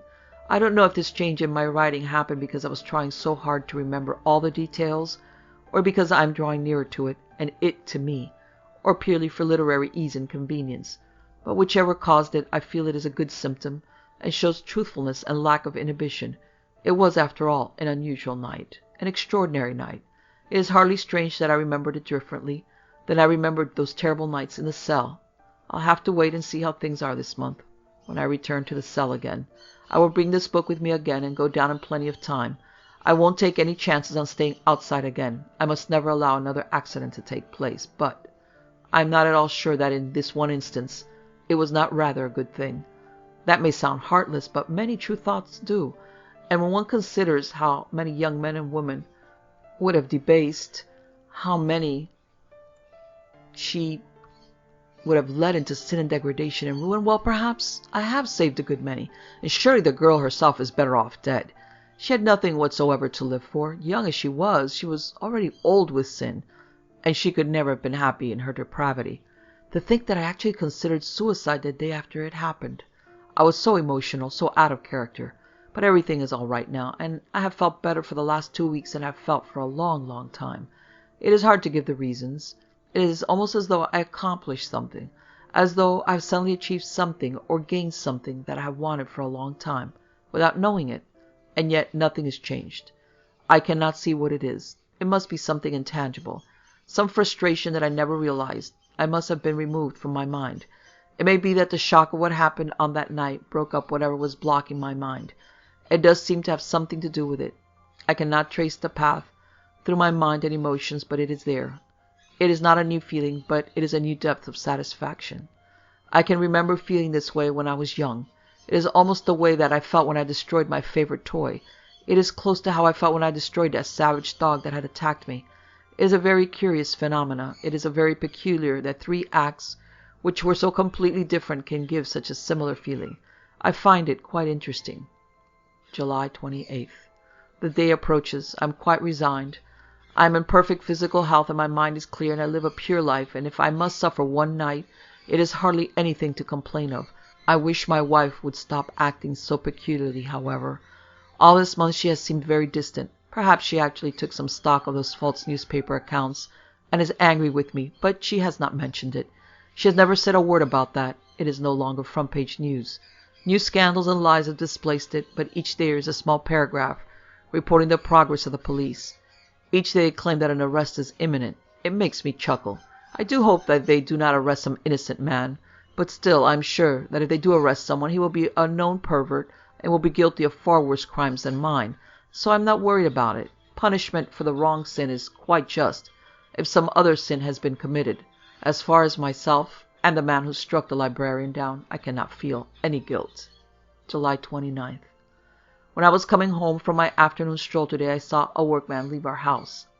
There was a lorry outside, and I believe he was from the same company that built the cell for us. I asked Helen about it, and she looked startled, and then she denied that he had been there. I was curious about that at first, and for a moment I actually wondered if she might have been unfaithful to me. She acted so strange and so nervous. But that was a terrible thought, and I never should have had it for a moment. It was a sin to think such a thing. I have guessed what the truth is now. She has had something done to make the cell more comfortable for me. Perhaps she has had new padding put in, or a brighter light installed. I can't imagine what else it could be. She wanted to keep it as a surprise, of course, something that she imagines will cheer me up when I have to go to the cell. Perhaps it will, at that. I do hope, however, that she was bright enough to give you a logical reason for having the padding in the cell if the workman saw the inside. Even unintelligent construction workers sometimes have imaginations. I suppose they sometimes read newspapers, too. Still, we have a right to have padded cell if we choose, and no one can question that. I've just wondered if perhaps the man had come to install a stronger lock on the door. Helen has been strange, distant. It is possible that she is frightened, poor thing. I can understand how it is. I must make an attempt to be more pleasant and more tolerant of her weaknesses. I should have given her some little token of my affection. Perhaps I should go to her bedroom this evening. She always seems very grateful when I do that, and I have not gone for some time now. But that is her fault. She does not give any indication that she wants me to, and I only do it for her. Perhaps she has come to see that it is better to abstain as much as possible. July 30th. Helen has changed remarkably. Who can understand the workings of the female mind? There are depths to even the simplest and most unimaginative of women that can never be probed. I feel that I have as much insight as any man, that my logic is capable of plumbing any logical depths, and yet I have no conception of what has brought about this difference in my wife. It has been coming on for some time now, I think, but last night it was most noticeable that it had been yet. Perhaps it is simply that there is no reason for it, that the basic motions of the female atoms are erratic. I hate to think that. I prefer a well-ordered concept of life, but I am open-minded to other possibilities. I have had to be open-minded. A closed mind would have had the scope to deal with the life as a man, in my circumstances, must do. I would not be in the least surprised to know that I am the only man who has ever suffered with my affliction, and still kept his sanity. Perhaps that seems like a vain statement, but still a man must recognize his virtues in order to capitalize on them. I am humble in my pride. Last night I went to her room. She had gone to bed early, and after a while I decided to go to her. But everything was different. When I opened her bedroom door, she sat up quickly, holding the covers up to her chin, and looked at me with her eyes wide open. It was almost as though she had been lying there waiting, expecting me to come.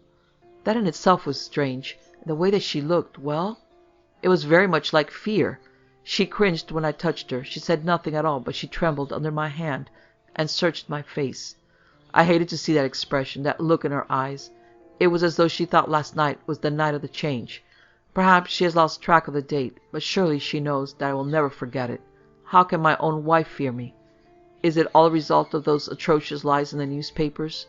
Or is she breaking down under the strain? Suffering, perhaps, in sympathy with me? It might be that.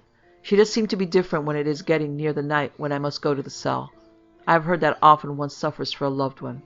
Men are reported to have labor pains when their wives are pregnant. It might possibly be something of that nature. I prefer to think that, because it is very unpleasant to think that she fears me. When we were first married, Helen used to be very affectionate, even passionate, far too much so, in fact, and several times I had to ask her to please exercise a bit of restraint. It is wrong for a woman to abandon herself to carnal pleasures. I am not sure if it is wrong to feel pleasure in a carnal act, but it certainly is wrong to give oneself up to it. Once Helen tried to take the initiative in the marriage act, and several times she came right out and asked me if I would not come to her bed. I had to lecture her quite firmly about that. She was not really to blame. She was innocent, and had no experience, and did not realize how wrong her behavior was. She was undoubtedly trying to please me by her own desired and undisguised lustings. It does not seem that a proper young woman should know instinctively that it is wrong, but who am I to judge? I have never attempted to set myself up as a moralist. I am simply a moral man who tries to show others the proper way to live. I had to be a bit strict with Helen, of course, but that was for her own good. Last night was very different, however. She was not in the least demanding, and she seemed quite pleased when we had finished, and I was ready to return to my own room. All through that act she had continued to stare up at me with that strange expression. It made me feel very uncomfortable. I am never quite comfortable while I am performing the marital duty, but this was worse. It was, uncomfortable is not the word, but I know no word to describe it. It was an exceedingly troubling emotion. I hope that she never looks at me that way again. There is something about fear. I don't know what it is. It always makes me feel, makes me imagine, indefinite things. This is very difficult to express correctly. Vague things seem to be lurking just below the surface of my mind. Unclear, clouded, and dark and unsavory. Dangerous things somehow, shrouded images. I cannot define it more closely than this. July 31st. I am waiting for tomorrow with the usual dread and disgust, but also with a certain curiosity. I wonder how last month has affected the disease. I have been so much at peace all during July, have come to terms with myself so well, that I would not be in the least surprised to find a definite change in the sickness. Last month may have acted as a catalyst in change, the chemistry of the thing, perhaps for the better. Whatever happens, I feel that I will be able to accept it stoically. I would tell Helen of my hopes if she did not seem so distant and unusual. But it is better not to, until I know. There is little benefit in raising false cheer. This morning she acted peculiarly again. I had gone out into the hall to fetch my gloves, and when I had turned around she was looking around the corner at me. Just her face was around the corner and she ducked back. I went down and asked her if she wanted anything, and after mumbling for a moment, she said that she wondered whether I was going down to the basement. Why would she think that? She knows that I hate the basement, and that I never go down there until it is necessary. When I assured her of this, she seemed relieved, so perhaps she is just overwrought as the day draws near. Perhaps she is afraid that it might begin sooner than usual, and that I shall have to spend more time, perhaps more than one night, in the cell. I can understand how that would bother her, and it shows her concern for me. But it also shows her complete lack of understanding of just what my disease is. August 1st. I am fairly bursting with energy today. I took a long brisk walk after lunch. I stopped to watch some children playing in an empty lot. I seemed to share their enthusiasm for life.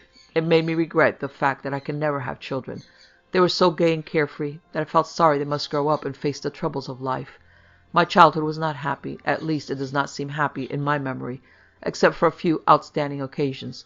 But I do not envy others in this respect, because my beginnings have carried me on to a proper manhood, and I am able to look back at my whole life and regret no single thing that I have ever done. Any regrets that I feel are for things not my fault, things ordained before I was created. It is surely the greatest peace that man can know when he can see his whole existence running in one continuous sequence, and find that at no point has there been any shame, anything to mar his past, that his total life has been exactly as he would have willed it, considering those things in which he has a choice. I am almost looking forward to the change tonight. I feel so certain that there will be an improvement. Or is it that I know now that no improvement is necessary, that I understand my affliction is not nearly as bad as I believed it to be? I hope that the thing which I become can share my tranquillity. August 1st, at night. Well, the door is barred now. Helen has gone upstairs and I am alone in the cell. Helen tried to be very pleasant today. She cooked my favorite dinner, simple, wholesome food, and she chattered away self-consciously and tried to be gay and take my mind off what would happen soon. I appreciate her pitiful little efforts against the thing she cannot grasp. I came down quite early so that she did not have to worry about it. I was afraid that she would begin to be nervous and frightened, and wanted to spare her that ordeal, and spare myself witnessing it too. I have not noticed anything different about the cell. I was sure that she had some improvements made, but the lock is the same and the padding is still torn in places. Perhaps she had the workman come to make an estimate and intends to have the work done next month. I wish that I had thought to put a brighter light in, however. It is difficult to write and the corners are in shadow. I have just made a horrible discovery. I am at a loss to understand what it means. A cold sliver is knifing up my backbone and my flesh is like ice. I was writing before and I glanced at the wall and there's a hole through the wall. It is a small hole and I didn't notice it immediately. It is in the corner by the door and it is large enough for someone to look through, to look into the cell. The hole was not there before and there is still some concrete dust on the floor, so I know that it was made recently. That must have been why the workman was here. But why did my wife have the hole made? Whatever has possessed her? Why would she do such a fiendish thing? She must be mad. She must intend to look into the cell after the change has occurred. But why would she want to? She is beyond belief. It is monstrous. The thought that she will see me become something other than a man. I am crouching against the wall with the hole and I cannot be observed from there. But I don't know what to do about later, after I change. The thing is not rational, or does not care about rationality. It will not remain here against the door where it cannot be seen. I have considered trying to plug the hole with my shirt, but I fear that the shirt will become torn loose when the disease is at its frenzied pitch, or she might poke it free with a stick. There is nothing I can do. She is going to see me. I am sick with dread. I feel that I shall vomit. My head is spinning. Why would Helen do this to me? Is it simply morbid curiosity? Has she some perverted twist to her nature that I have never before observed? Or is it that she still doubts me, and wants proof that I am not mad, that I do not imagine it all? I do not know. The thought that she will see the change is terrible, and God knows what effect it will have on her. I can only hope that she recognizes it as an illness, and that the truth will not drive her out of her mind. But her mind is not strong, and I fear... I have seen the look on other faces when they see me changed. The drunkard, the girl. There was a look of madness on those faces, and Helen is not strong. I have seen the fear in her eyes even when I am normal. After she read those lies in the newspapers, those horrible tales of mutilation and dismemberment, the other night in bed, and that fear that makes her face glow white as the moon, makes it shift and tremble until I can only see that terror, and everything else fades away, and I feel that such fear must not be left to survive. How will I ever face her again when I am normal, when... I heard the door close. I think she is coming down. August 2nd. I presume it is morning. I am all right now, though I am exhausted. My clothing is torn to shreds. Helen will be down soon to open the door. How will she face me now, after last night?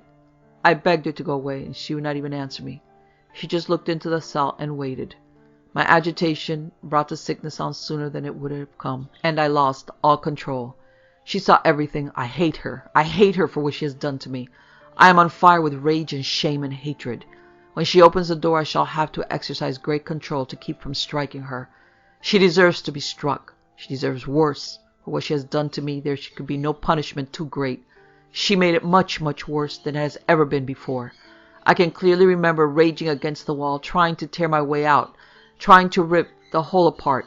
And all the while she was standing there on the other side of that indestructible barrier, looking at me, looking in at everything. She is a monster, a fiend, a devil. There are no words to describe her.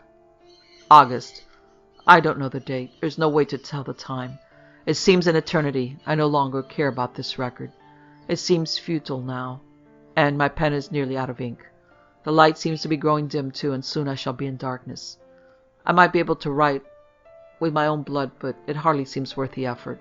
I don't like blood. It reminds me of too much. Still, trying to record something occupies my mind. It is an ally against madness. I can bear the hunger and the thirst, but I could not bear to lose my mind. I cannot understand why she has done this to me. I no longer hate her. I just cannot understand. She comes down and looks in once in a while. Once a day, once a week, I don't know. It is all the same here. She never says anything. She won't answer me when I speak to her. She makes a strange noise sometimes, a cackling sound. I suppose she's insane. When I plead with her, she goes away. I am so hungry. I've tried to eat the padding from the walls, but it is no good. It makes my thirst greater. The light is nearly out now. Only by standing directly beneath it can I see to write. My vision is blurred as well. I am very weak and dizzy. I don't suppose that I will be able to write again. I know now that I must die here. I am resigned to it. It seems proper that if I must die, it is through no fault of my own. I have done nothing to bring this about. Like all the suffering of my life, I am innocent of the cause. I have suffered through the sins of my ancestors, and now I die through the madness of my wife. It is unjust but proper. I must lie down now. I am sure that there will be nothing more to record. I know it is night. I bit my arm. That was the journal that I found in my aunt's drawer.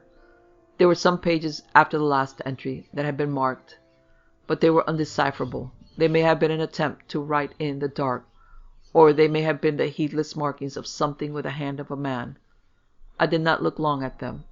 I closed the book slowly and stared out the window at the rain.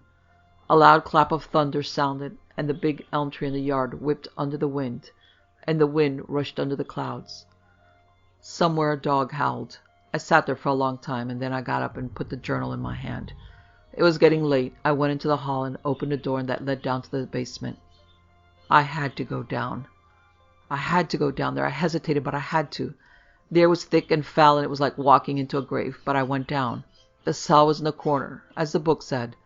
My footsteps were incredibly loud as I crossed the concrete floor. The door was barred, and I lifted the bar quickly without thinking about it. It groaned, and rust flaked off. I tried the door, but it would not move. It had been locked with a key as well. It was a large lock, and the door was very strong. I stepped to the corner, and after a moment found the hole. The edges had begun to crumble. I looked through it, but I could see nothing within. It was black inside. I turned and walked very calmly across the basement and up the stairs. I had every intention of searching for the key to the cell. I knew there must be somewhere in Aunt Helen's possession. As I reached the top step, it gave way under my weight. I had to leap to keep from falling. I landed off balance in the hallway, and suddenly I was running. I went out of the front door and into the storm. I'm as brave as the next man. I'm fit and very strong, but that day I ran and kept on running until I was far away from the house and drenched with rain. I had forgotten my coat. That was some time ago, and I have never been back to the house that I inherited from Aunt Helen. Some day I shall. I'm often curious as to what is in the cell now. Surely there could be nothing there that would harm me. It all happened long ago, and Aunt Helen must have been in herself at some time, because she had the book. I have checked the old newspapers carefully, and found a report of an unsolved murder that might have been the one he wrote about. Or it might not. He was surely mad, and perhaps it was all in his mind. Of course it was all in his mind. And yet I cannot help but wonder what Aunt Helen saw when she looked into the cell that night. Did she realize then for the first time that he was insane, and leave him for that reason? Or did she see something else, something that drove her mad? I shall never know at any rate. I don't expect that she kept a journal of her own. It doesn't really trouble me. Not really. I have never been a superstitious man. But I have determined that I must never have children, because, you see, Aunt Helen was related to me by marriage. It was her husband who was related to me by blood. I have kept the book, and sometimes I read it through again, trying to find the truth. Sometimes I read it on those long white nights when the moon is bright and round, and I have nothing at all to do but sit alone by my window. I live alone. I would like to have a pet, but animals don't like me. Dogs are afraid of me. It is rather boring, and I shall have to start keeping a diary to occupy my mind on those nights. As it is, I just sit watching the moon, watching my hands.